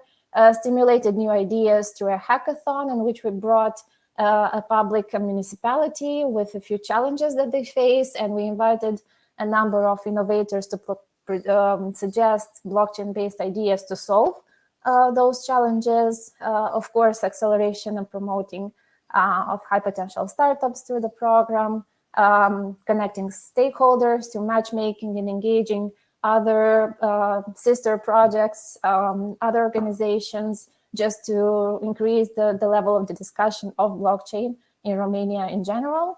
And a little extra that we did is, of course, the visibility through a number of online debates that were organized in Romania. So we organized a series of 5 online events in which we brought together 2 experts in various topics related to blockchain who debated on a certain aspect of it. And in the end, we had the audience vote for which perspective was the most convincing. So again, we just had the aim to get to the next level of discussion around blockchain, and we hope that it was a successful contribution to this topic in Romania.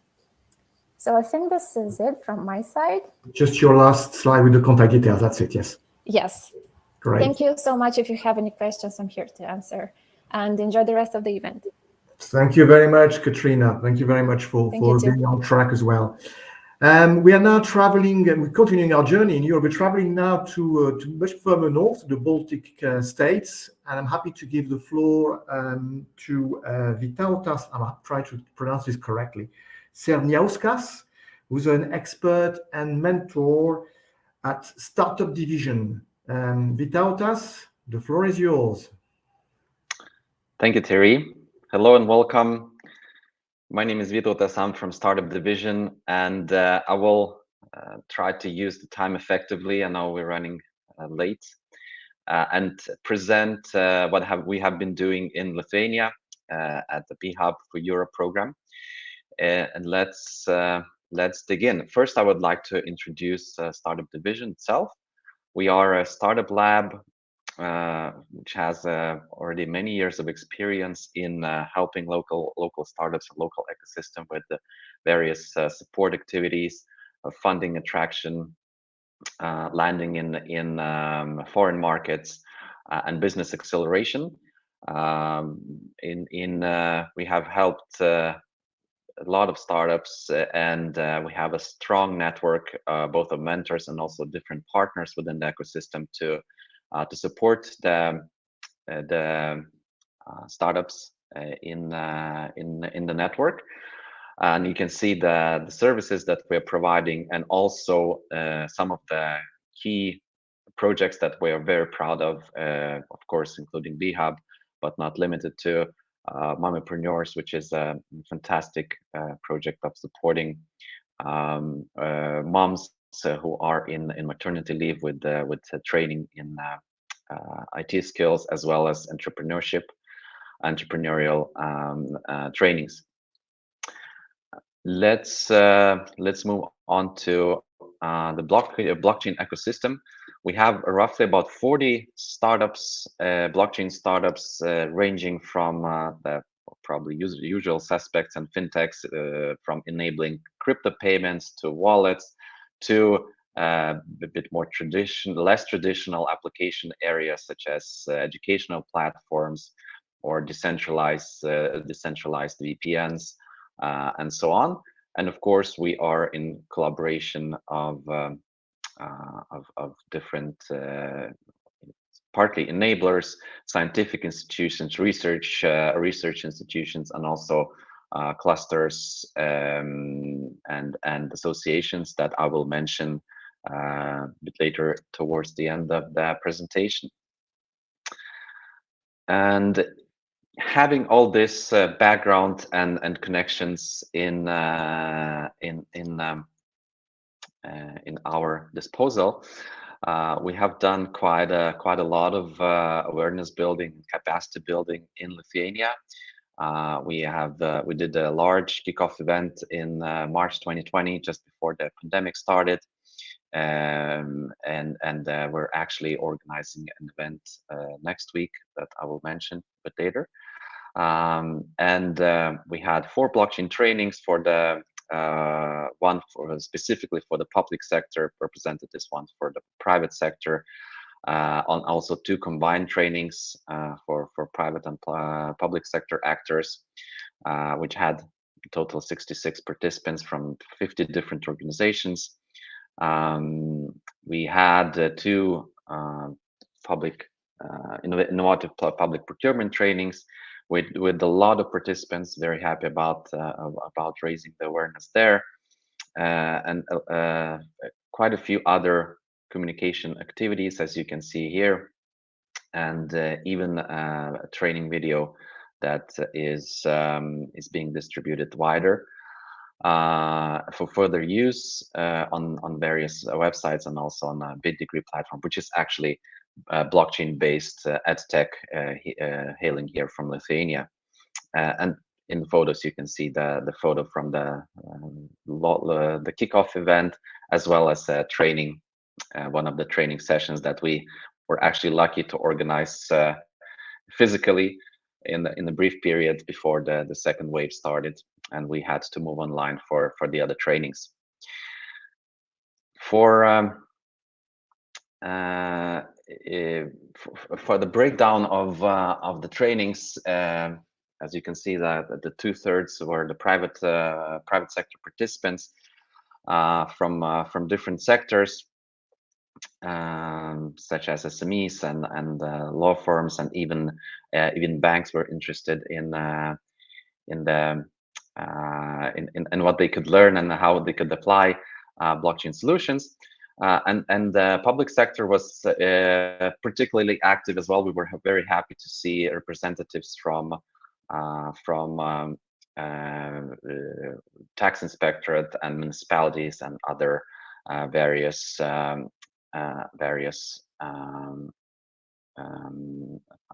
institutions. And here you can see also the most common application areas, or the problem areas, where the participants of our trainings were seeking solutions and seeking to cooperate with maybe thinking about what kind of technology using blockchain could be relevant in solving these challenges. And moving on, some of the learning points you can see here on the screen. Well, as I said, there was also an educational element, as well as a problematic element. We dug deeper into a particular problematics and how we could solve with the help of blockchain. And also we received a lot of positive feedback from the participants, and as I mentioned, we're also sharing that content wider to increase the awareness of blockchain in our ecosystem. And now we have accelerated 9 teams in 2 batches in Lithuania. I will mention the teams in our next slides. And in total, we spent more than 80 hours of mentoring. We involved 8 experts from different areas, from business experts to actually domain experts from 5 different countries, trying to help the startups to move on with their sales, with their value proposition, and also giving them access to a lot of content and support based on their actual needs. We organized 5 webinars, ranging from fundraising to getting public contracts, to sales messaging and communication, and so on. These are the main areas where the acceleration services were provided. I mentioned communications, public funding, business model, sales, and so on. Another event that we did in October, a virtual discovery tour in Lithuania, where we had the welcome from the Ministry economics and innovation, as well as 2 ecosystem ecosystem support or ecosystem representatives and hubs, as well as 4 startups, 4 blockchain startups sharing their experience about building a business in Lithuania. We had a fantastic discussion about the vibrant ecosystem in Lithuania and a wider effect on beyond for the whole Europe and so on. This was a fantastic event, very successful one. These are the accelerated startups that were participating in our activities, and we were supporting throughout the B-Hub program. And they're in very different areas.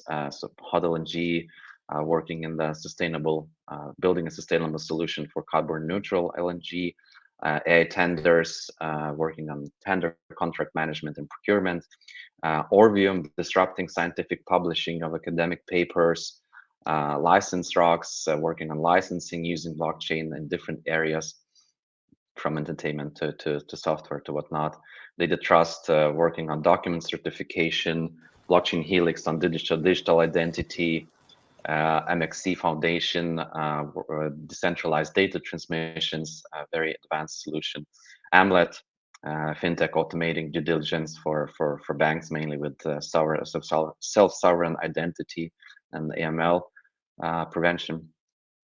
And CarChain, building an automotive marketplace, protecting buyers and sellers, again with the help of blockchain. And next is the matchmaking process that we did in Lithuania. We had in total 19 meetings, fleshing out those cooperations. Majority were from the private sector. We did have interest from the public institutions, but it did not unfortunately flesh out. So in some of the cases, those negotiations are still ongoing. I think Hot LNG is still discussing with some of the potential partners or cooperation partners, and potentially some others as well.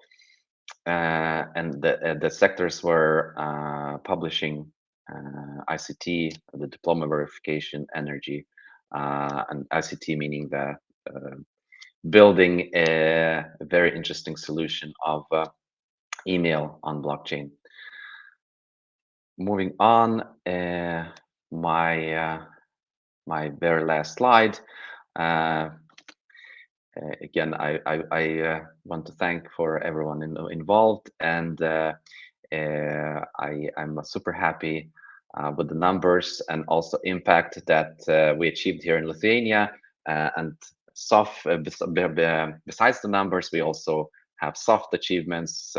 We have very interesting cooperations, and together with the partner organizations, next Tuesday we're organizing the final event, and we're presenting B-Hub and the outcome of the program in an event as a cross between blockchain and clean tech, together with partners of the blockchain and cybersecurity cluster in Lithuania, clean tech cluster and blockchain, all the major blockchain players here in Lithuania. So thank you for your attention, and I hope and wish you a lot of interesting cooperations going forward. Thank you very much, Vytautas. Thanks very much for this insight into the Lithuanian blockchain ecosystem.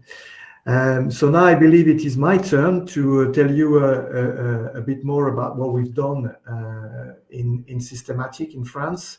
I will be very brief just to explain that we are, as I mentioned earlier, we are a deep tech cluster, and in fact, which is Systematic, and a lot of the work is actually done within a particular group, which is the Cyber and Security Group. So you can see the figures here. We have over 900 members in Systematic. Obviously, not specific to blockchain. I have to insist, it's all the deep tech companies and also scientific bodies. So you can see a mixture of SMEs, large companies, academics, investors, and so on and so forth. I will skip all the figures because it's important that we go to the core of the subject. We have basically a number of groups. The way we work according to what we call hubs and stakes. So the hubs are more technology oriented, and the stakes, or the issues in English, are more oriented to solving problems, addressing issues, whether it's for territories, industry and services, and the transformation of society. So we address quite a lot of topic, not solely, obviously, a blockchain.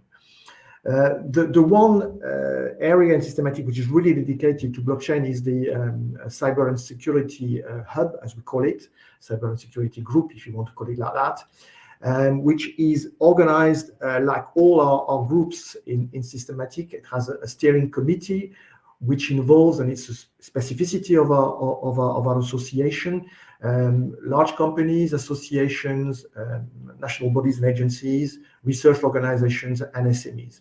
And it's in the case in particular, we have a representative, in this case, Blockchain Secure, who's the representative of the blockchain ecosystem in our steering committee, or in the steering committee of the Cyber and Security Group.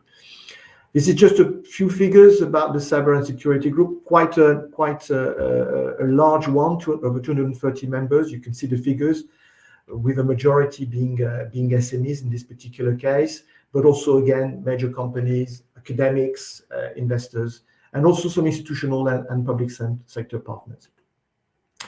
I'm going to take you very briefly through the blockchain ecosystem in France, and I have used in particular a study that has been done recently by the French Federation of Blockchain Professionals. They have done a study which is just under a year old, which gives a very interesting insight into where we are in France. What I have noted in particular is the fact that blockchain players in France are very small companies, so less than 10 employees, the rest being SMEs, independent professionals, and the 10 remaining % being split between medium-sized companies and large groups. In terms of geography, 2/3 of those players are based in the Paris region, what we call the Île-de-France, here, the Paris region, so Paris and its the counties around it, but also sizable group in the Auvergne-Rhône-Alpes, so that's the Lyon region, and the remaining 5% in both the western and southern part of France, so the Pays de la Loire and the Provence-Alpes-Côte d'Azur. And the French Federation has particularly realized that in terms of our expertise, there is a high level of expertise in France, in particular in what's called decentralized governance, traceability, the use of blockchain in traceability in the supply chain, data protection, and asset transfer. So these are the notable expertise in the French blockchain ecosystem. There is a renewed and keen interest for a block in France blockchain, so dealing with the notion of technological sovereignty. There seems to be also quite a lot of heterogeneity in terms of blockchain protocols used in France, Ethereum being the most frequently used one, but followed closely by Bitcoin and Hyperledger. And there is a visible and real development of marketable solutions in the French ecosystem, which has allowed us to have a lot of marketable services and products around blockchain technologies. The French blockchain market is essentially B2B, but it's still in need of structuring to facilitate business between players. That's one of the comments that was made in the study by the French Federation. In terms of sectors and markets, as has been the case in the other countries, finance is naturally the most in demand as far as blockchain is concerned. It's noticeable also the luxury goods sector is also noteworthy among the supply chain, and digital identity, consulting, and engineering being also very predominant. Very briefly, I've used this screen capture from the study by the French Federation. As you can see, probably not very visible on this slide, but you can see the sectors again reflecting the most grouping in the blockchain ecosystem in France. I'm going to move on to that. I'm going to skip that particular part because it's probably specific to France, but there has been some progress, even though I believe that there is a lot of still uncertainty around the legal proof of blockchain in France, and obviously still a lot of work to be done for the adoption of blockchain in general. I have noted here by no way exhaustive, some key players. I mentioned the French Federation. We also have the Association for the Development of Digital Assets, ADAM. We have one of the representatives will be talking in the experts panel after 12. CoinHouse, Suave, which is an accelerator, and also the Chain Accelerator, which was in the Station F building. In terms of our action within BHub for Europe project, we realized with the support of two organizations, Blockchain XDev and Blockchain Partner, 4 training sessions, which involve both public and private sector, which gathered 83 participants from 73 organizations. I'm just going to skip the graph that you have here on the pie chart that you have here on the right-hand side, which shows as part of the training sessions, the sort of survey that we made, asking the participants what they perceive to be the obstacles or threats around blockchain and the barriers for the use of blockchain. Again, regulation being one of the ones being mentioned, as well as interoperability of IT system. In terms of what we provided as a cluster, as well as our colleagues from Europe, in terms of acceleration services, nothing unusual there. Commercial VC pitch preparation, working on value proposition, introduction and partnership to within our ecosystem, fundraising, trying to help these companies to find access to capital and to investors. Also, which is a characteristic of Systematic, linking them to our innovation and technology ecosystem, because that's what we are, is one of our strengths, as well as support in terms of revenue sources and business model and pricing. So nothing very different from our colleagues in the rest of Europe. I'd like just to spend maybe 1 minute just to talk about the accelerated startups, the one we have accelerated in France. BC Diploma, which is involving the education sector, which has developed a solution for forgery-proof and verifiable digital certificates. Drone, which calls itself a blockchain-enabling bridge, integrating blockchain technology and information systems. Mblock, a B2B blockchain technology for digital transformation and energy transition. Goods ID, and I've mentioned the luxury sector in particular, but that's a good example of the use of blockchain in the security and traceability for high-value goods. eHop, very interesting company as well in legal tech, which helps to capture legally valid proof. K2Lease, Paylease, which is involved in the macrofinance sector and has developed a digital platform and wallet.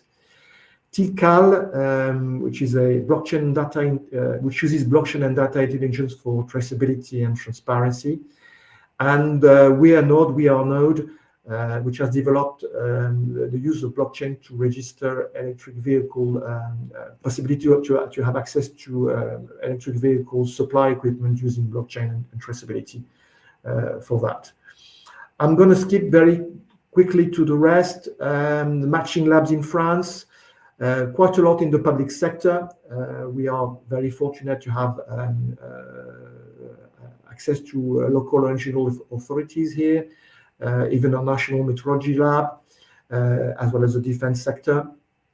We also had access or we try to connect companies between themselves as well, either through business organizations or startups which could work together. And is one particular case of two companies which we have accelerated in the project, which have applied to a public funded program.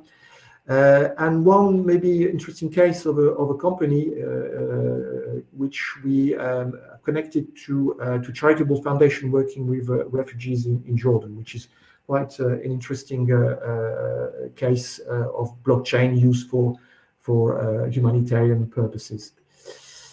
In terms of impact, I'd like to stress the dissemination aspect. Through the project, we developed the website. We worked with our partners from the Hub on developing the newsletters and all the events, including this one. We, as I mentioned, involved 83 people in awareness and training sessions. We did a mapping of our ecosystem. We've accelerated 8 startups in total, and we organized 14 so-called matching labs. I believe that's the end of my presentation. You have my contact details here. I think we do not have much time, or no time, I think, for questions, but we're going to have a break now for 10 minutes so that we can keep on track. If that's okay with you, Antonella, we keep on track and we start to get again at noon at 12:00. So please reconnect or stay online if you want, but you can connect and reconnect. It's up to you. Have a quick break, and please join us again because we have a very interesting panel moderated by Ash Costello from the European Blockchain Observatory and Forum with 4 very interesting speakers. So please do that. Join us again at noon. And we will again try to keep on track and be on time for what's happening also in the afternoon. Thanks for your attention. Thanks for joining this first session. And please don't forget to come back again at noon. Thanks very much, and see you in a few minutes.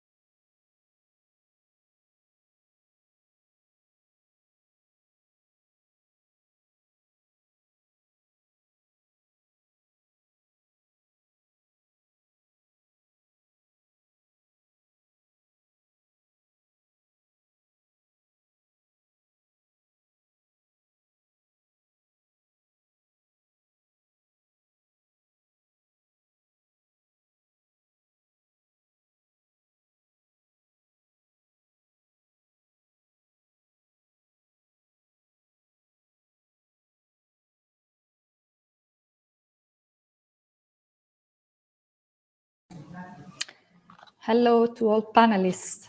Thank you for joining. Hello on behalf of BIAB. Hello, Ash. Everything, yeah. Just one question. Do you think we may have 5 minutes at the very end for questions? So we may invite participants to put some questions, if any.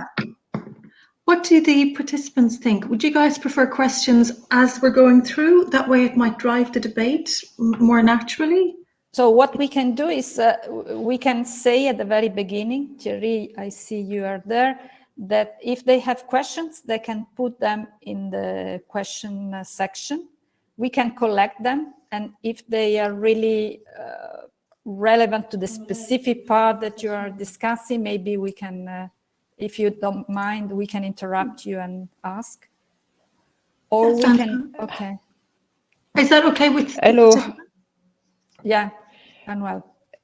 Hello, I just want to warn you, Ash, your connection seems to be low because maybe you don't use Chrome.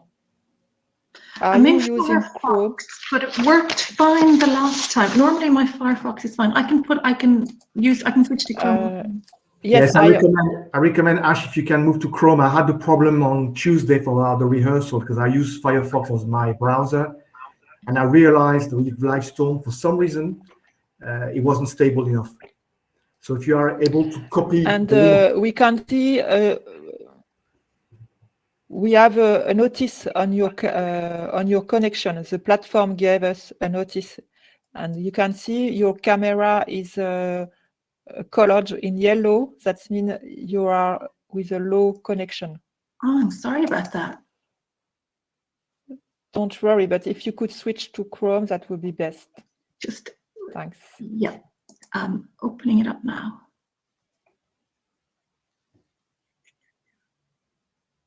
We will just wait for you to do that, Ash. No stress. Take your time, Sorry, and we'll begin once you're all set. Okay, come on, guys. Here we go.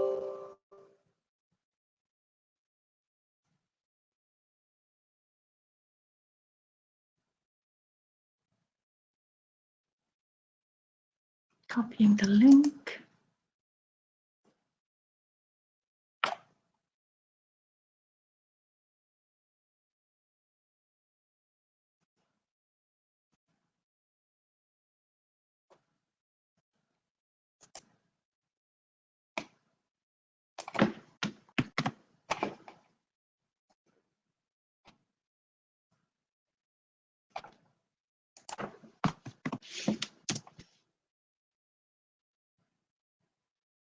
You should see 2 of me in about a second.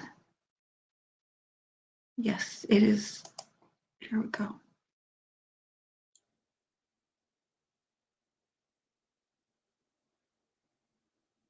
It won't let you in with both. You'll need to press force join. Yeah, it's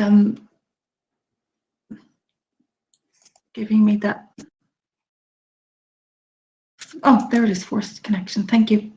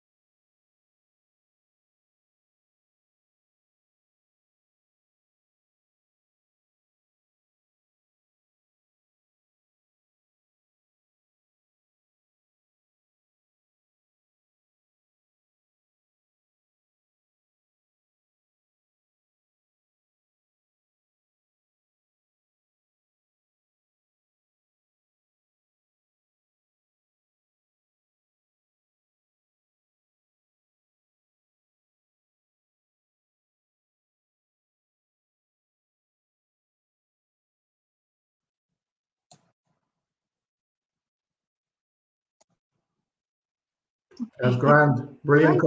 Ash, you're in. Excellent. Thanks very much. Brilliant. Sorry about the delay, everyone. No worries, no worries. Better to have a solid connection. Emmanuel, we can start again. Just give me a go when you're ready.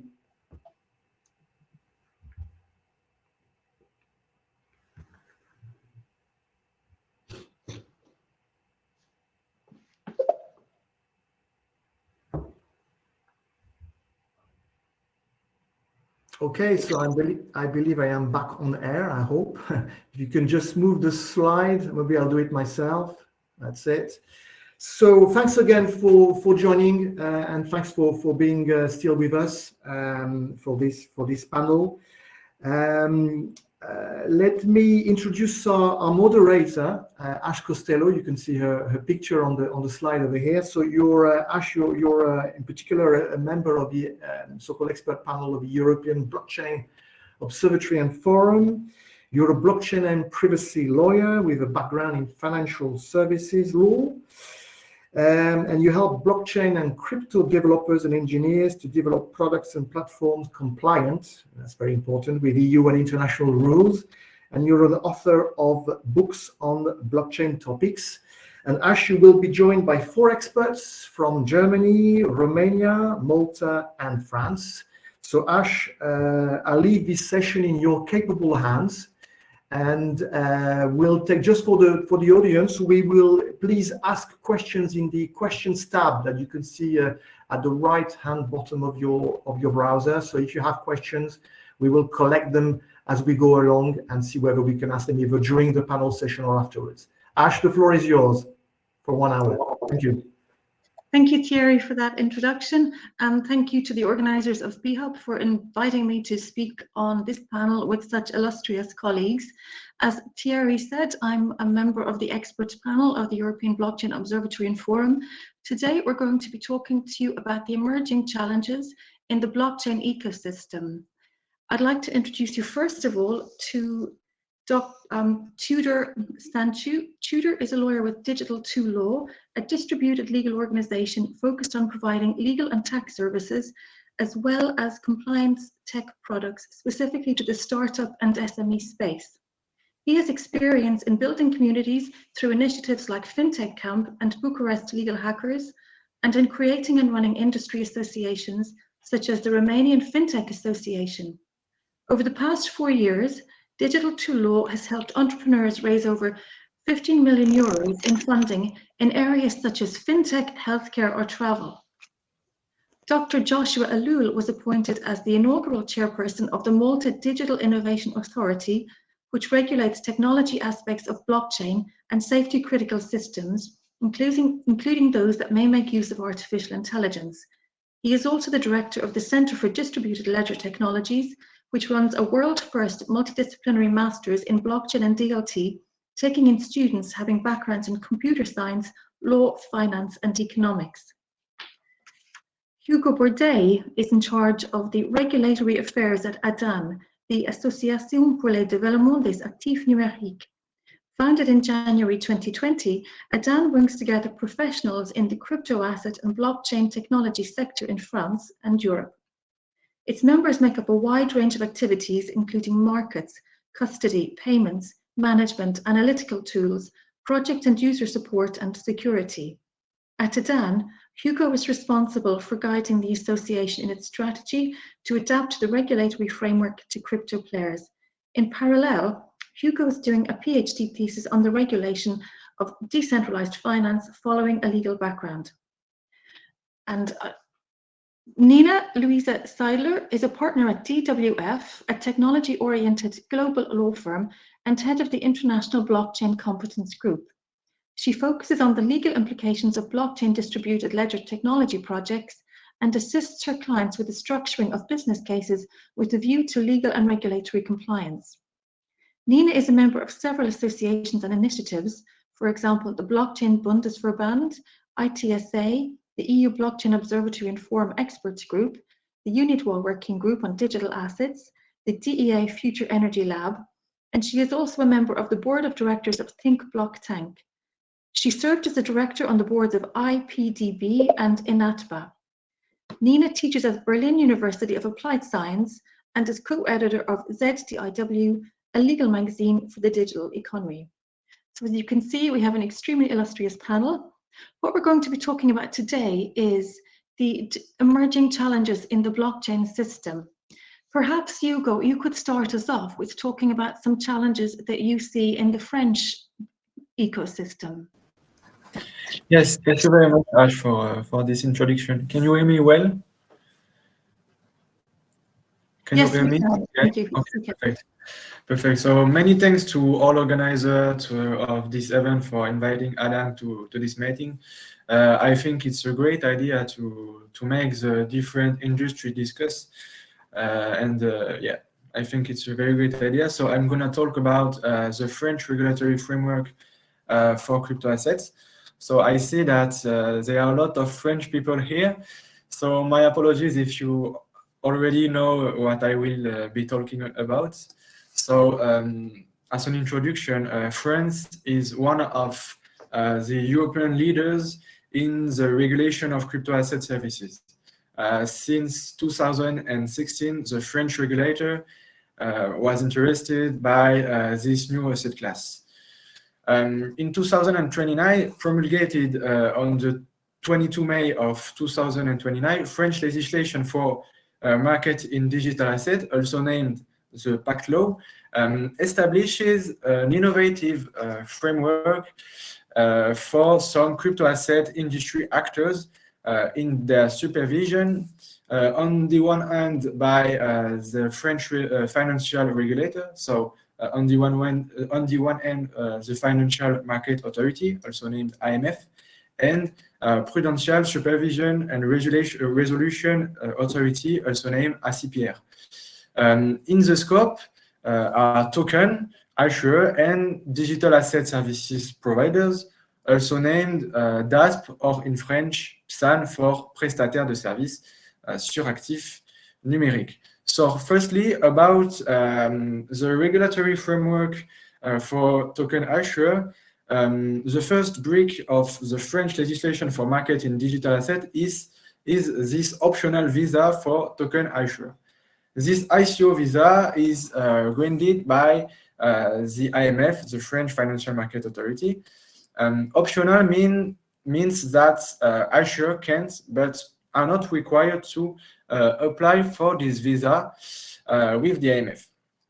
But with or without this visa, token issuer will be authorized to sell their token to the French public. Even if this is an optional visa, the AMF has a prevention-based method of abuse. First, the AMF can withdraw a visa temporarily or definitively if the issuer of the tokens no longer complies with the underlying requirements of the law.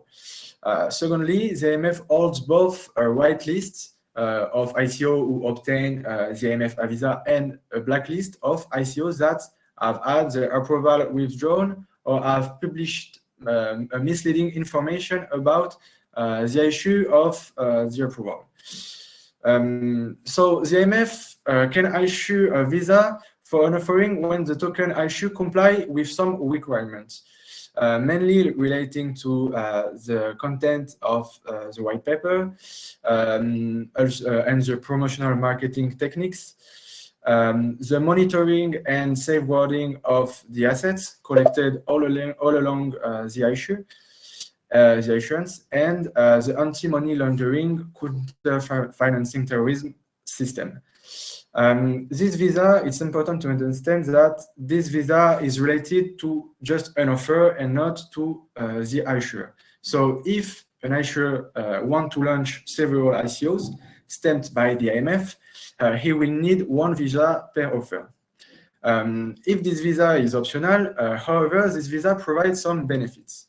The most relevant one is an unrestricted access to banking services. Indeed, token issuers that have been granted a visa cannot be refused access to deposit and payment account services by credit institutions. Another advantage is that the visa can be perceived as a comparative competitive advantage. Indeed, the visa may become one element in the decision-making of potential token buyers. And finally, ICO that have been approved by the IMF are granted the authorization to be marketed directly to the French public. So this is quite important. The second part of the French framework set a regulatory framework for digital asset services providers, also named PSAN or DASP. To this end, the PACT law established a list of 9 services on digital assets. They are widely inspired by the investment services subject to European financial regulation like MiFID, like MiFID, and mirror closely activities and operations that virtual asset services providers conduct under the definition given by the FATF in their latest recommendation. So the French Monetary Financial Code defines crypto asset services as firstly custodian or crypto asset, so crypto custody, crypto fiat exchange, crypto exchange, and operation of crypto asset trading platform, and some others services on crypto asset like portfolio management and investment advice and others. So this regulation on DASP is based on 2 main regimes. The first one is a mandatory registration. Sorry, Ash, I'm gonna be brief. The first one is a mandatory registration for some services, and the second one provide an optional license of any digital asset providers that request it and meets underlying requirements. Concerning mandatory registration for some DASP, when not registered, the DASP involved are prohibited from providing their activities. Those DASP must be registered prior to providing the services. In practice, this is not always so. Anyway, and all DASP in the scope of the French DASP regime that carry on their activities on the French territory must be registered with the IMF. This includes 2 scenarios: when they are located in France and when they provide services to their clients who are resident or established in France. The registration needs some provisions like the honorability and competence of managers, honorability and competence and careful management by individuals that have supervisory power, and an application of AML CFT measures. Along these requirements, the issuer must define and put in place a system to ensure compliance with KYC obligation regarding their clients, and a system to assess and monitor AML CFT risk and comply with asset freeze requirements. The second part is an optional license. Any DASP can get this optional license, and if you have this optional license, you will have some benefits like an unrestricted access to banking services, and authorized to market your services, your crypto services, directly to the French public. Thank you very much. Thanks, Hugo. And I know France was one of the countries that was surveyed by BHub when they were undertaking this project over the past 2 years. I know Antonella and the team there did some really great research, and some of the findings that they have in the survey bear witness to what you've been saying here today, Hugo. Another country which was surveyed as part of the report that BHub put together was Germany. Nina Luisa, would you talk us through an overview of the German crypto regulation, please? Sure. And I'll keep it really brief now. Basically, we in Germany included the definition of a crypto asset already in 2020 when implementing the amended anti-money laundering directive from the EU level to German laws. So the legislator took the chance to bring in more than what has been requested by the AMLD. The crypto asset, according to German law, is defined as a digital representation of value, which is not issued by any governmental or state body, and hence has no legal tender character, but which is still accepted as means of payment or exchange between individuals, or, and that is in addition to what the AMLD defines as virtual asset, or is serving investment purposes. And the way this term serving investment purposes is construed is that it includes each and any token that is tradable. And that, in fact, leads to the result that more or less any useful token in Germany is by now a crypto asset and therefore a financial instrument. And same as it seems to be in France, any type of service built around such financial instrument is subject to the relevant financial services or banking license. So that's one part of what we did. And then during this year, Germany enacted a new law which introduced electronic securities, which may also be registered on a DLT basis. So that's the second big news from Germany. We are also very early in implementing the FATF recommendations and just introduced a couple of weeks ago the crypto transfer regulation, which now implements the travel rule as suggested by FATF.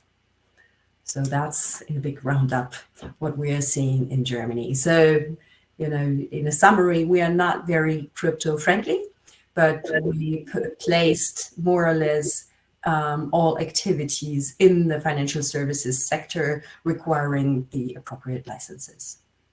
I think Germany, at least, and some other countries across Europe, there is clarity, and that is helpful when it comes to crypto and being able to trade crypto.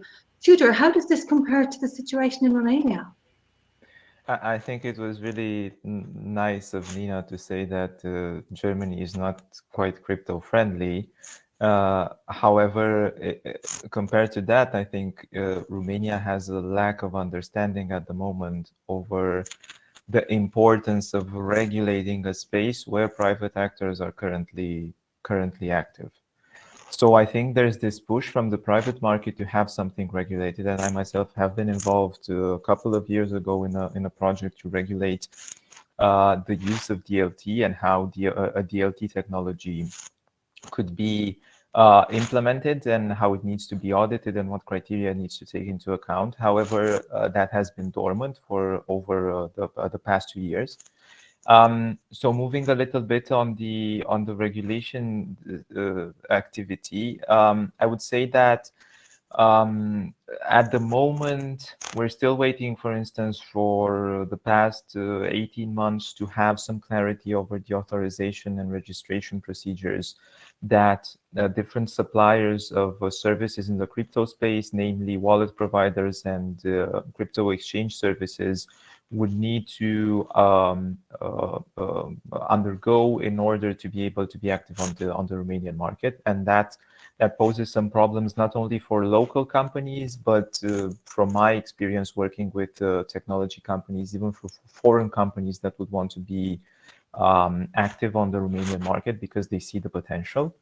So we're still waiting on that, and the last information this spring was that the government decision providing the clarity on the authorization procedures was in the process of being drafted, but we haven't heard anything since. And the other aspect is in Romania, starting with 2019, we had some focus on taxing crypto assets. But again, from my perspective, I think this shows that the local regulators are more interested and let's say having an oversight over the financial benefits arising from the use of blockchain, and they're very limited in understanding and targeting their interest on taxation and on the crypto use of blockchain. So sadly, at this moment, I don't think there's so much as a clarity on part of the authorities over the, let's say, the implications of technology. And just a very, very brief point, we've had some implementation on the voting system used for different elections in Romania, starting with, if I'm not mistaken, last year, the parliamentary elections, where there's an infrastructure that is publicly available. You can see the hashes of different operations taking place during the voting or the voting days. But I would say that that's a very targeted use of blockchain. It doesn't serve the private market. It doesn't serve the actors that would want to get into this market. Thanks, Tudor. Joshua, I know there's a lot going on in Malta in terms of blockchain regulation. Can you give us an overview of the situation there, please? Yeah, definitely. So in 2018, Malta enacted 3 new laws providing clarity for the crypto space. And a lot of people say, looking at MiCA, that there was a lot of influence and from the Maltese laws in MiCA. Now, I'm not that into the financial regulation, so I'll leave that to the financial lawyers to decide on. But I'm more focused on the technology regulation. And one of the aspects that Malta differentiated itself, it set up a new authority, a digital innovation authority, as such, in inverted commas, a technology regulator. And this new authority doesn't tell you what you can and what you cannot do with technology, but it makes sure that when you're using technology in, let's say, cryptocurrencies, in ICOs, that the technology is fit for purpose.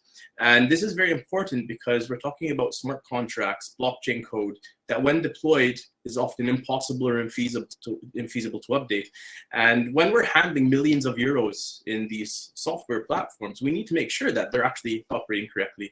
And if you look at the news day after day, you see millions of euros being lost due to bugs. So Malta really focused on making sure that we're not just applying due diligence to the operation and financial aspect, but also to the software.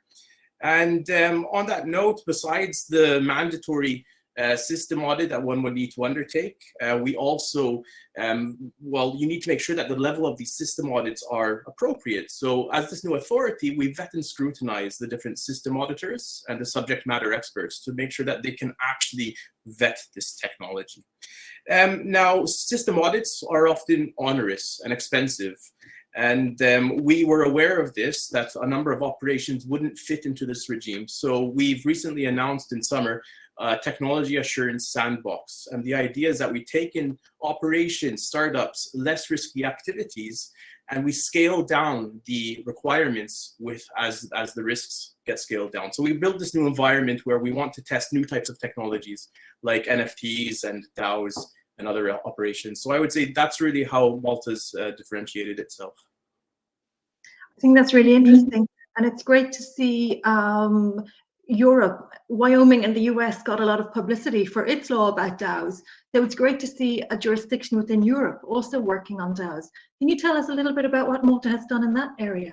Yes, so originally there was a lot of work in more, I would say, experimental or academic in developing a new type of legal entity adequate to host a DAO within it. Because there's a lot of controversy whether you can actually give legal personality to software. So we, one of the main legislators who wrote the laws came up with the idea of creating this new legal entity that is adequate to host the software within it. So it's not actually the software that is the new legal entity. We didn't get as far as actually enacting this because it takes a lot of time to get what we currently have in place. But through the sandbox, we hope to test out this idea. And we hope to test out this idea in a controlled environment where we have a few small operators, potentially voluntary organizations, where they start testing the qualities of this self-organizing DAO under the remit of an authority. So that's the plan. And on the note, actually, of Wyoming and the state's regulation. Very early on, I was one of the proponents to say we need to harmonize our acts across Europe. In hindsight, I'm not sure whether that was a good idea, because it seems like a lot of countries now, given that there's harmonization efforts, have put the brakes on trying out new stuff. And we're all waiting for MiCA to come about, whereas the states are still going off and testing different regimes. And so, yeah, I'm not sure what is the right direction, but that's where we are now. That's a really good point. Yeah, they're steaming ahead. And I know countries in Europe were steaming ahead as well. I really like the approach some of the funds in Germany took a few years ago, and they were thinking, we can't wait for MiCA, we're just going to work with MiFID, and they just put in place, you know, their funds that were MiFID compliant, but we're still able to work with crypto. Hugo, can you tell us a little bit about the challenges in France, the regulatory challenges, and what you see as next steps? Yeah, thank you very much, and I apologize for having taken a little more time on the first question, but the legal framework is quite complex, so I will try to be quicker for this time. So what are the next challenges in France? There are many challenges concerning the crypto in France, like in other countries, I think. The first challenge concerns the French presidency of the European Union, because France will take over the rotating presidency of the Council of the European Union on January 2022. So we identify many objectives for crypto assets at European level. Firstly, political support to make crypto assets one of the pillars of the European digital strategy. There is also an antitrust law objective to ensure a level playing field between EU and third countries' crypto assets markets targeting the EU to prevent certain players from offering their services without the CASP approval. A supervision objective also to remove and sanction anti-competitive barriers from some traditional players like banks or big tech players like Google, and also regulation one, because we need to create an appropriate and proportionate framework, like said Joshua previously, that strikes the right balance between protection and innovation. Another important challenge concerns also the regulatory challenge related to decentralized finance. To understand this regulatory challenge related to DeFi, it's necessary to understand the intrinsic characteristic of this ecosystem, with public and open access, interoperable, programmable, and resilient.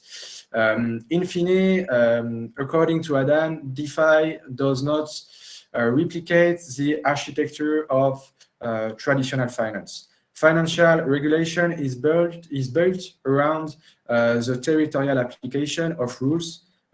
For example, there is license, passport, regulated cross-border, and etc.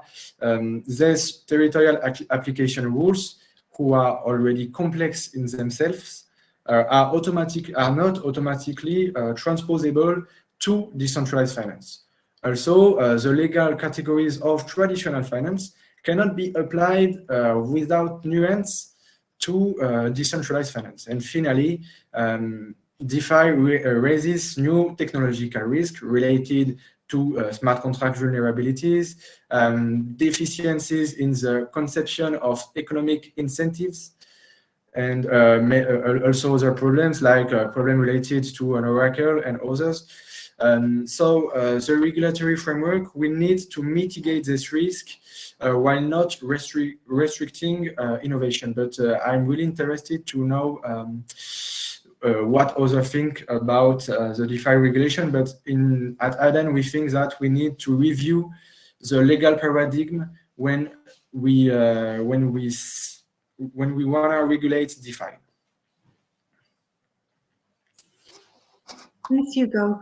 Tudor, you've been doing some work in Romania on how to, working with new players and incumbents and entrance to the market. How do you think we should develop the systems and overcome challenges to create an equal footing among the startups and among this is a panel of it's a survey, it's a day dedicated to startups. So how do you think we can try and make it easier for startups to enter the market?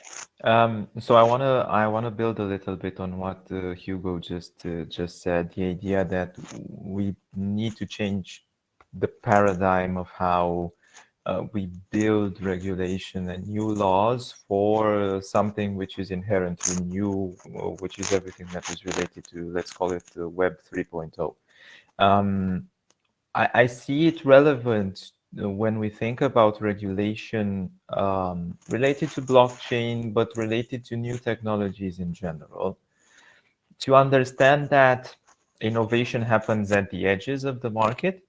So usually it may be the case that it's not necessarily a bank which already has a lot of the authorizations and the licenses it would need to provide traditional financial services that would be most capable, for instance, to provide a service related to crypto assets or a service related to decentralized finance, let's call it like that, or to be involved in a particular way in this new ecosystem. It may be the case that smaller players who are not necessarily authorized or licensed are able to do so. And I think a step in that direction, a first step in that direction would be the creation and the defining the sandbox concept. Also on a general level, how a sandbox, regardless of the vertical or regardless of the industry or regardless of under whose authority supervision it operates, the way a sandbox could work, and the fact that it's targeted to new entrants on the market that can, under the supervision of one or several authorities, in some particular framework, can work to start deploying their technology to a limited set of users or of customers. And that would be the ideal format. Another way of approaching it, I think, would be to try to put directly into a law, into a European regulation, if we're talking about uniformization, some thresholds over which certain provisions in the law are applicable to each company and each player on the market, but below which only specific obligations and specific liabilities are applicable to, let's say, the smaller players on the market. I think that's relevant over the past, and I can give one example. I think, Ash, you're maybe also really, really familiar with that.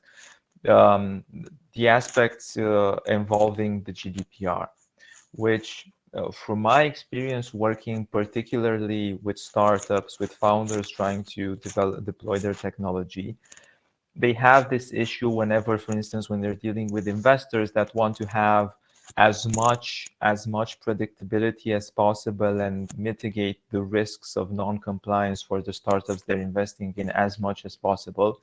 They have this problem of understanding that if they want to abide by the GDPR from A to Z, they need to conduct their audit. They need to provide and prepare the entire documentation that the GDPR requires. And that's a difficult concept to grasp. And frankly, it's not that practical for the way in which the market operates, where, let's face it, all the studies and even the survey conducted by BHub state that although compliance is an important aspect, it's very difficult for a new entrant on the market to solve compliance.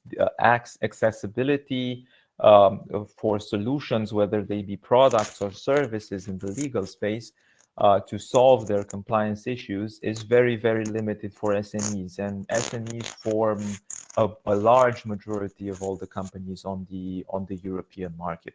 So I think this two-layered approach, ideally a sandbox with a general framework and then very specific implementations for each authority, or even for European authorities. And the second one, if this one is not possible, at least having some different thresholds of compliance for, let's say, some more, let's say, secondary area of obligations and liabilities would be an approach I would be strongly in favor of. I think you're right. And as you mentioned, the survey carried out by BHub, privacy and that compliance burden, it's a heavy burden and it's an expensive burden for all organizations. But startups, how do they have this, in privacy in particular, they have the same compliance burden as a larger organization. And I know that some other issues which startups have, it's smart contracts and the audit, all of that, they need to build them right from the beginning. NFTs are something I know which work with smart contracts, and I know, Nina, you've been doing a lot of work with NFTs lately. Can you tell us about NFTs in Germany? Yeah, we just handed in a paper about NFTs according to German law, and different from what is discussed under MiCA right now, more or less exemption of NFTs from that part of the regulation.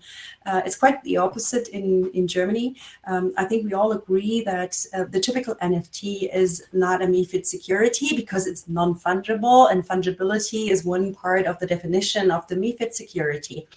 But the crypto asset that I mentioned earlier, our new financial instrument in German banking law, that has not that part in its definition. A crypto asset is not defined as being something that is necessarily fungible. So a non-fungible token can easily be a crypto asset when it serves investment purposes, for example. And as also just mentioned, our regulators are of the opinion that basically everything that is tradable serves investment purposes. So the likelihood is quite high that, sorry for that, that under German law, NFTs will most likely be treated as financial instruments. We'll see how it goes when MiCA comes into place. It's not really clear yet where the trialogue is heading to. The suggestion of the European Parliament versus that of the European Council differ in that respect. But then the question is, if NFTs are exempted from the MiCA, I guess there will be still room for national legislation there. So that we will keep, deviating national regimes than for NFTs maybe in the future. So it might be better to even capture it under MiCA, but give it a slightly different regime. And Tudor, just coming back to what you just said, that we were all hoping for a sandbox in that area. I know the reality is that there will be a sandbox, right, which is called pilot regime, but that one is limited again to licensed entities. So we are not getting what we're wanting.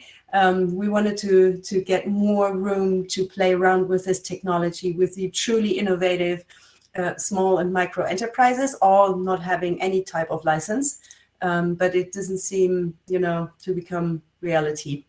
So I think we must come up with better arguments. They heard everything, right, for years now, but the response is still that the fence is just being built higher and higher. Thanks, Nina. And Hugo, I know you need to leave us a little bit earlier today. Did you have one final comment to make before you leave? Yeah, just concerning NFT at AIDEN, we promote case per case analysis of NFTs, but like Nina said,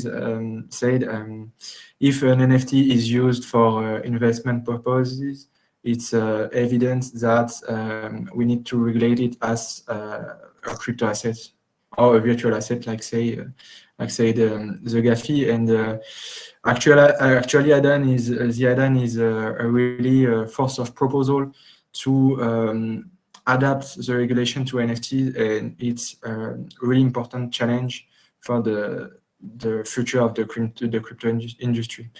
Sorry, I have to leave this meeting, but thank you very much for inviting me to this meeting, and it was a real pleasure to exchange with you. Thanks, Hugo, for your participation, and I look forward to learning more about the French ecosystem.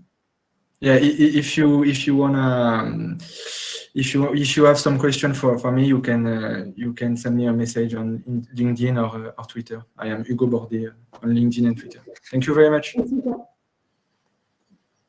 Joshua, can you tell us what work Malta has been doing in relation to NFTs? I know it's something that is quite active down there. Yeah, well, I would say it's less concrete in regards to what some other countries are doing in providing some clarity where they fit in. So I would say from the financial aspect, not much, although I would leave that to the financial regulator to discuss. But through the technology assurance sandbox, what we aim to have is this playground where we can play with new technology and we can limit the risks and work with other regulators, work with other authorities, legislators to define within what ambit we can test out these different environments. And just to reiterate more or less what Tudor, Nina, and Hugo have said, we're working with new types of technology and we need this luxury to play with this technology. And as a regulator, as a country, as Europe, understand the challenges of these different technologies and how to create new types of regulatory frameworks adequate for the technology. Because what we're trying to do is fit in this new type of decentralized tech into our old centralized regulation. And we need to come up with new ways of how to facilitate decentralized tech to operate, not necessarily within the existing regulation, but come up with potentially new regulation. And I think that's where the technology and regulation clash and meet, and hopefully somewhere in the middle, we come up with a win-win situation. Ash, if you may permit, we had this discussion also in our pre-discussion, Joshua, and I would like to to grab the chance to address this again. We, as like blockchain and DLT community, we must start to actually talk about what is decentralization. When is any given system actually decentralized in a manner that it is very convincing to accept that it is not provided by anyone specific or any group anymore. And I think we need to create more clarity around this topic to actually get to where we want to get. Definitely. I think so, and we had quite a heated debate in our pre-discussion debate on this point. Tudor, did you have anything to say on this point? So I think, look, I think the perspective of aiming to fit or aiming even to regulate, let's say, either very specific use cases or the way I've also seen or heard the talks about it, regulating the technology rather than regulating a framework, and I would even say not regulating at all rather than regulating with a view to being extremely strict. I think these are all concepts that need to be taken into account.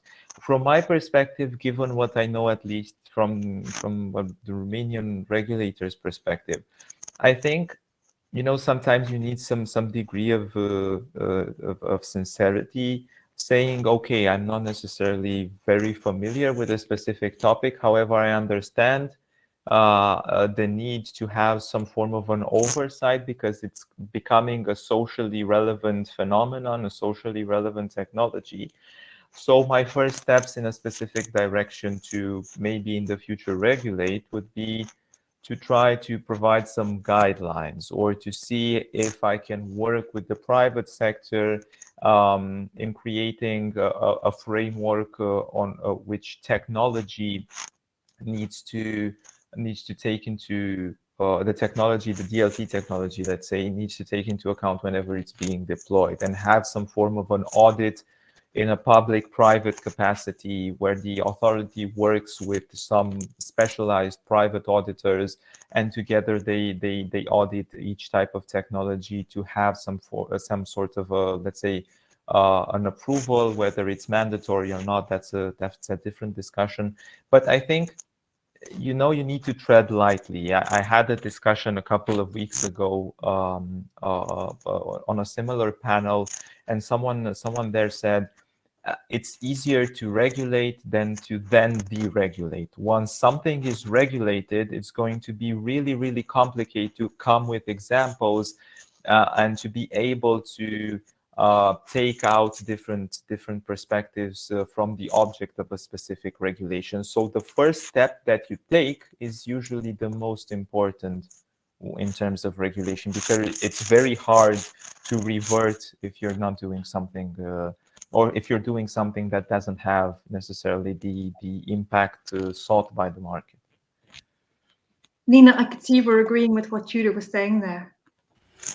Yeah, there is always a way to describe, you know, the ideal regulation from the technical standpoint.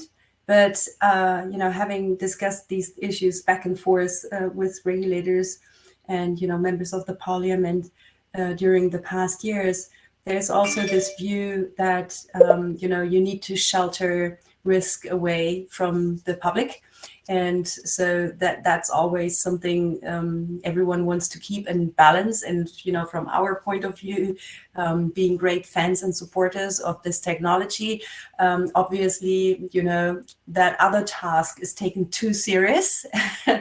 And the chances and opportunities for society as such are not really recognized seriously enough. So I'm calling for years, for example, for a tax exemption for the decentralized structures, or for the vehicles like associations or foundations supporting the development of such networks or infrastructures, how I like to call it, because I actually recognize those as very good and preferential for society as a whole. But that view is not yet really shared amongst the broad basis of politicians. And I think we need to get away from seeing tokens only as investment assets which you can trade and make great profit, but we should rather focus on the use of this technology in opposite to like the big internet monopolies, right? As an answer to a development during the past 2 decades, which might not have been that healthy overall. And I think that's, it is our requirement that we concentrate more on that topic. That's at least my opinion. And maybe then we can get to the regulation we all would like to see. Joshua, I can see you were agreeing with Nina. Yeah, so the thing is, on one side, we have 2 sides to the spectrum. We have the technologists who we often think just want to do anything outside of any regulatory oversight. And then you look from their perspective, they see regulators and they're just trying to tell us what to do. And really and truly, if you speak to both, you find out that the values are the same. They both agree that we should be protecting society. The only difference is how to go about doing it. And we have to keep in mind that decentralized tech, whether we want to regulate it or not, there's nothing we can do to stop it. So it's a reality that is there. But what we can do is come up with a regulatory framework that is adequate and that is proportionate, that the community themselves prefer to use that regulated environment than the unregulated environment. And that's where we get a win-win situation. And I would say in future, 5, 10, 20 years, hopefully we can move to a space where we're starting to deregulate, where we're starting to use reg tech to automate processes so we don't have to check certain things. Because if a smart contract is doing exactly what it should be doing and it's been audited, why should you check the processes? It cannot change. And I think that's a future that we should aim to in a few decades or so. I heard John Wolpert, who was one of the developers behind Hyperledger Fabric, you know, a few years ago, he talks about blockchain, being the new boring. And, there was the Y2K, and then we have Java, and we have Linux and Unix. And I think blockchain, it will eventually be the new boring, and we'll be using it without knowing that we're using it. And at the moment, there's a lot of brouhaha, oh, tech, oh, whatever, decentralization. And what I think we'll find in the next few years is it's under the surface, it's being used everywhere, it's ubiquitous. And the fear about it will be like the Y2K. It'll be absorbed, it'll be assimilated, and we will all benefit from the different use cases, whether it's NFTs or smart contracts or DeFi or crypto, and it will enable so many new technologies and new ways of living. I think it's a fascinating technology, and it is just a technology. It's not gravity, and it is the early stages. And I think I'm mindful that we're at an event for startups. So startups are innovative by definition, and I know a lot of startups are taking this new technology and creating amazing, fantastic use cases of it that we haven't thought of before, and they're looking at our existing worlds and changing that. For the last few minutes, did you want to talk about that, Josh? How you're seeing, new use cases? I know in the survey, some of the things that were considered different, but there were the transactional nature of the technology, but the pseudo anonymity. But I think that's one of the hurdles that was overcome. It was a challenge, but it's been overcome. What do you think has been happening in this space? So I think the tech is still in its very early stages. We need to create tech that is easy for people, like you said, to use it without even knowing that there's blockchain under the hood. And we are making progress, but I think we need to immerse our citizens in the technology and the usage of the technology. And so what we've been doing is launching a few different projects in Malta to use blockchain to help get people more aware of the technology, the benefits it brings. Accountability, transparency, verifiability. I mean, these are principles that if we can instill into our public sector, we can stop worrying about pointing fingers, because we just have the blockchain and we can look at what happened in there. So I think that would be an ideal direction too, because it's really about the principles of decentralization more than the technology itself. So I would focus on awareness of the principles. And this can help change society. The potential that decentralization can bring to society can really usher in the new, potentially political system, but we'll see. I agree. Nina, would you agree with Joshua's comments? Yeah, and I would really, again, invite, this community to really work together to make more and better education, not only tech-driven, but also taking into account, the social aspects, the legal aspects. Of course, I'm a lawyer, I need to say that, but yeah, also to take a holistic view upon those solutions which are now suggested.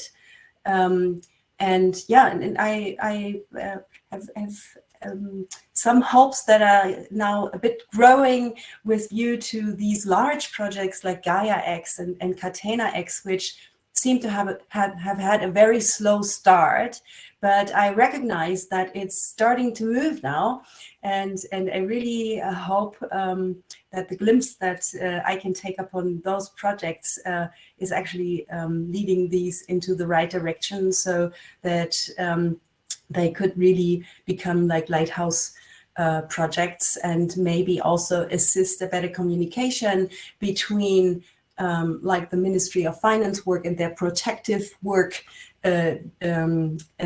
compared to what typically the Ministry of Economics are driving, so that the communication barriers may break up with the help of such large projects. That would be my hope.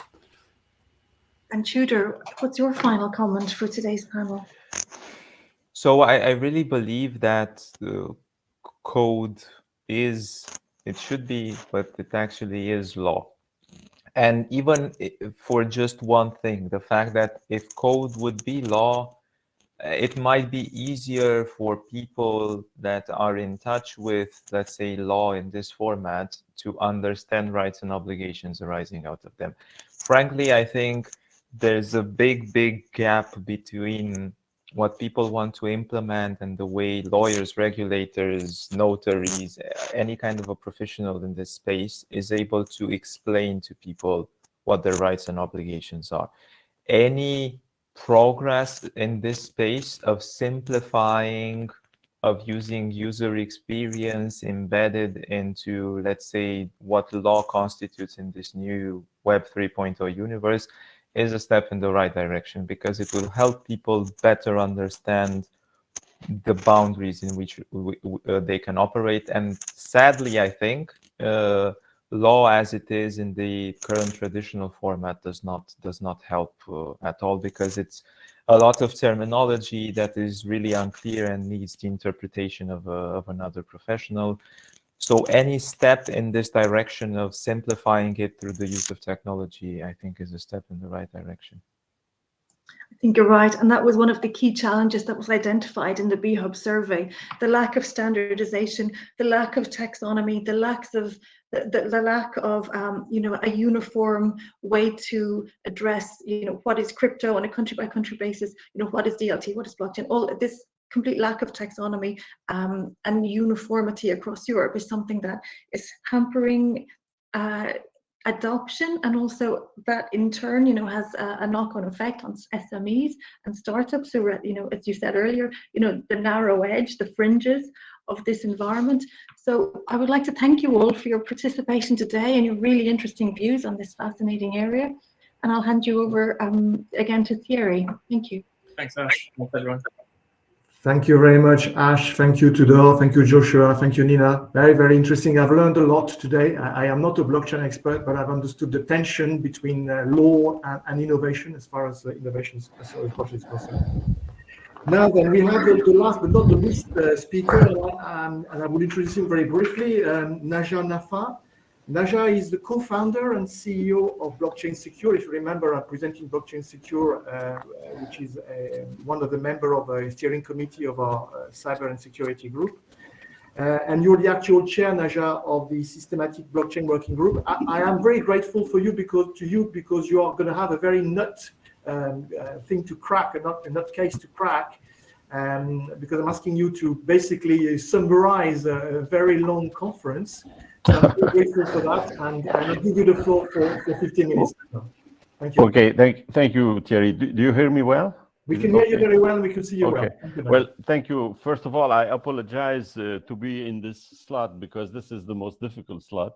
This is where people are hungry, and after staying 3 hours fixing their screens, it's a bit tiring. So in fact, really, I was very impressed by the topics that have been raised by the session, during the session before my my intervention here, and they touched upon very critical issues, and I don't want to repeat them again, but maybe I can tell you a little bit the background of the working group that I'm managing within Systematic Cluster. In fact, it has started in May 2020. After the need has been felt by Systematic that blockchain need to be covered within the cluster that counts around 1,000 companies, covered not because of a cryptocurrency vague, but more as being considered as a foundation for trusted IT, trusted solution, and even trusted society, by the way. Since we were talking about decentralization in the previous session. So being conscious with that, we decided to have this working group as a reference point, and making it, a hub where people can converge, discuss, and do some explore technologies and develop some projects. So we have given ourselves a mission, and the mission is centered around 4 topics. One is information exchange, getting information about the models, the protocols, the use cases. And of course, I heard the word that we need a standardization. In fact, it's so difficult to standardize something that is moving on multiple fronts.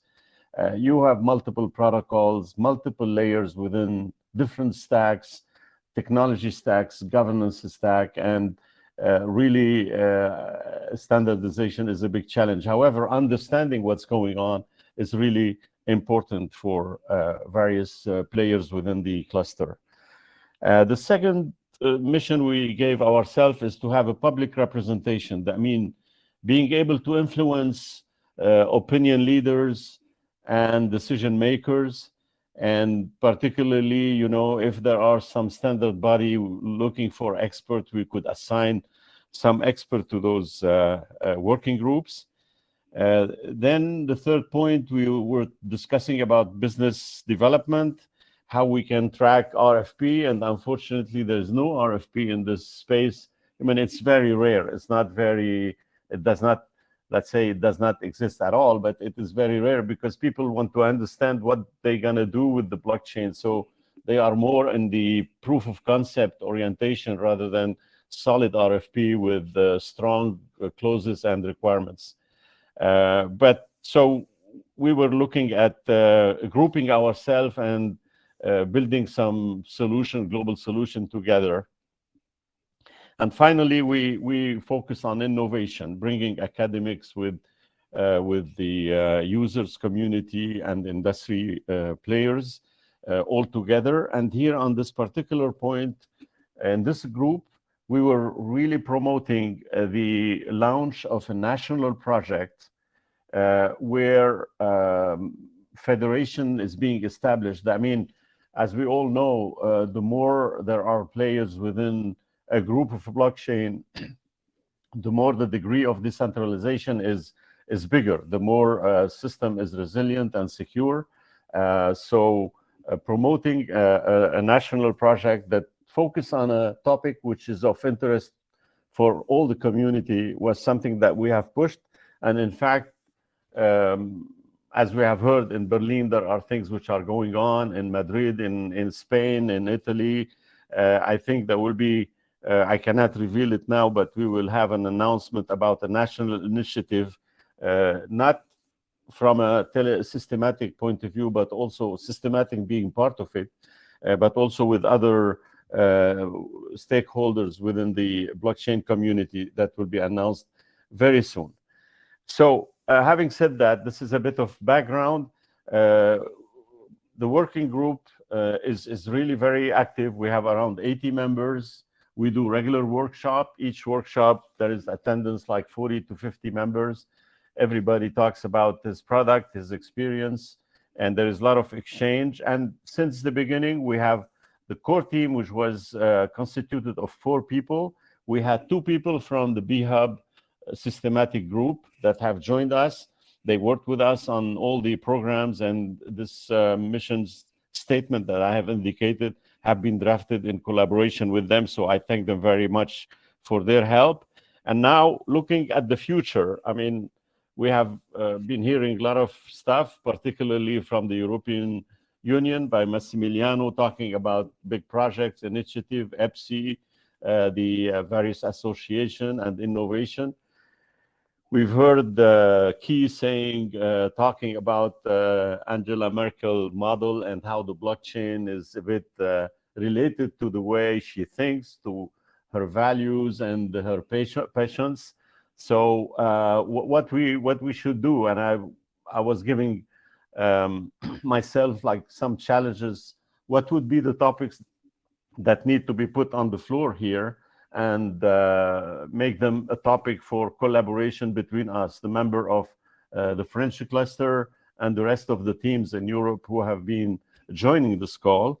And I was thinking about 3-4 points.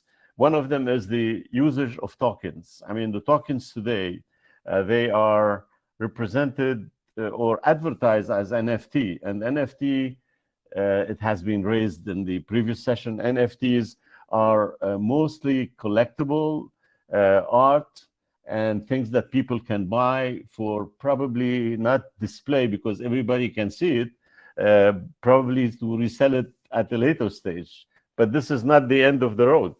This is a part of NFT. There are other NFT which are digital assets that represent something for the enterprise, something for the administration. And I really think that we need to have use cases on NFT for the enterprise, for the society, which are not necessarily an item that you buy and you want to speculate around.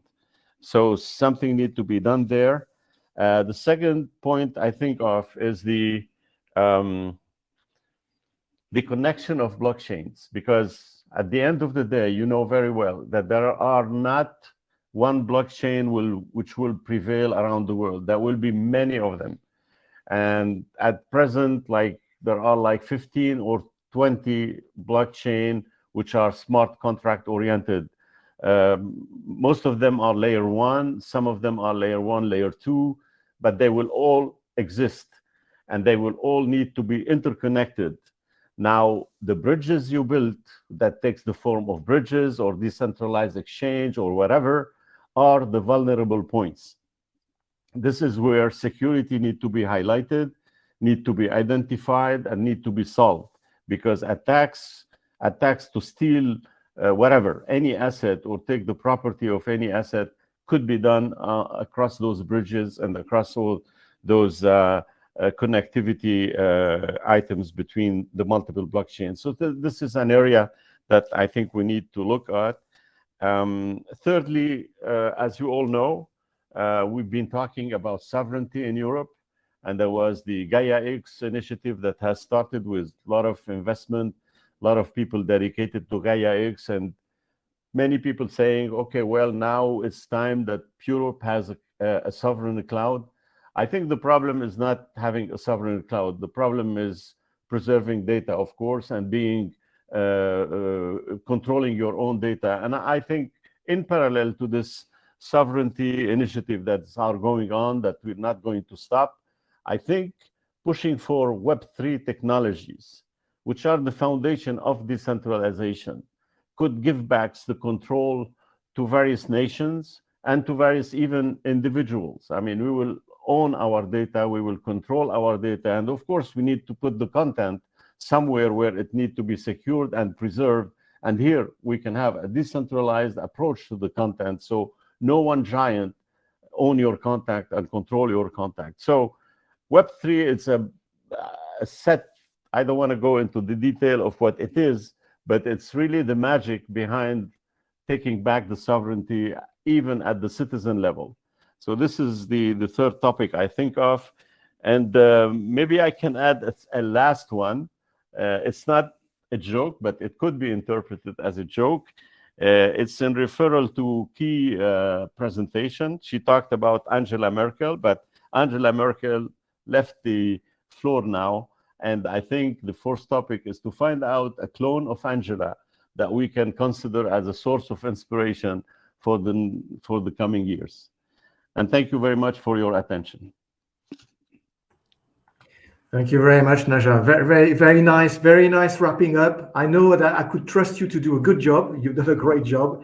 And I like in particular the last point you made, which is effectively that this magic technology, which is blockchain, is giving back power to the people.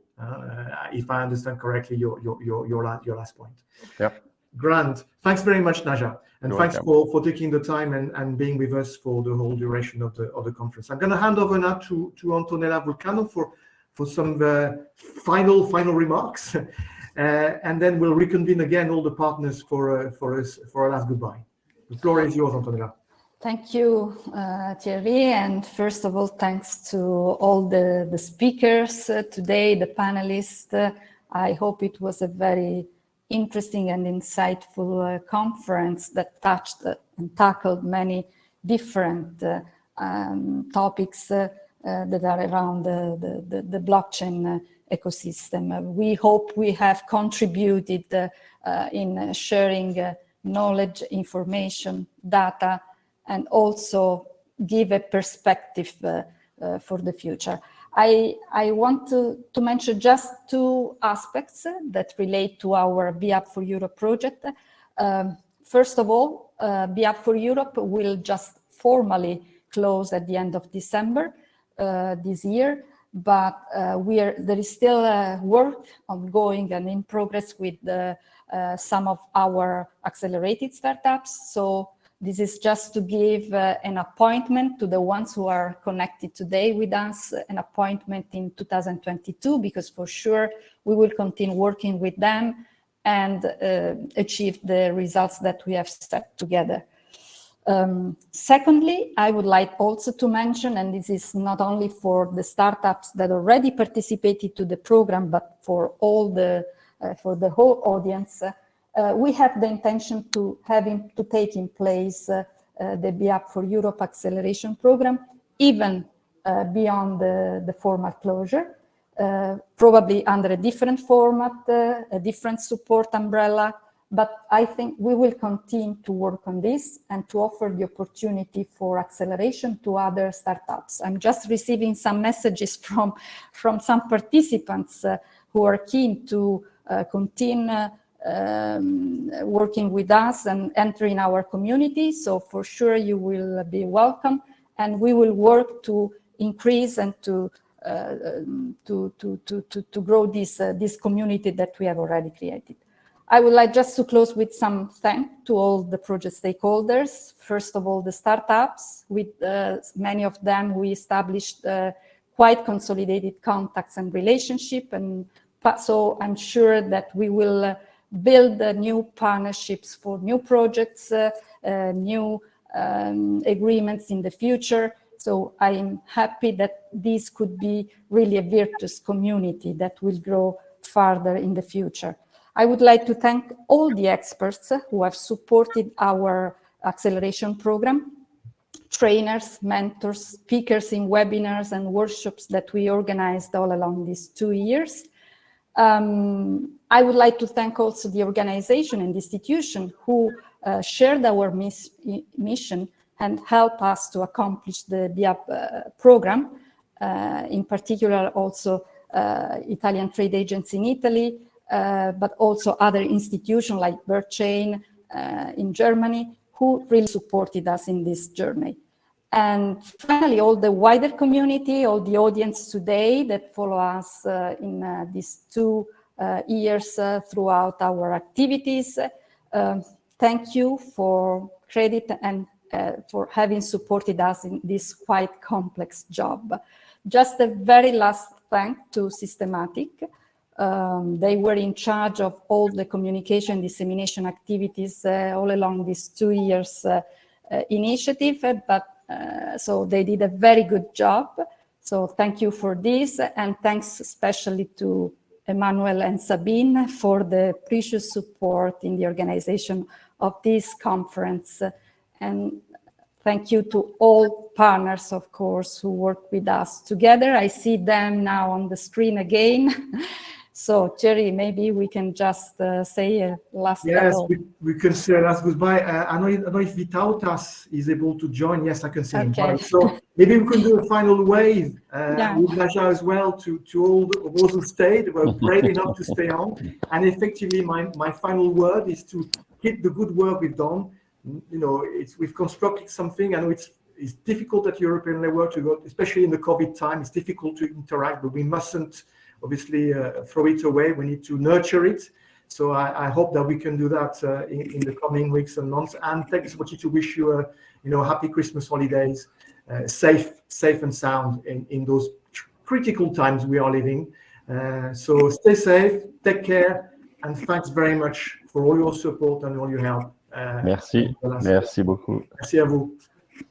Bisous. Thank you very much. Thanks to all. Bye, guys. Thank you, everyone. Thanks to all participants. Thanks you for joining our conference, and keep in touch through our channels. Merci. Joyeux Noël. Joyeux Noël. Bye-bye.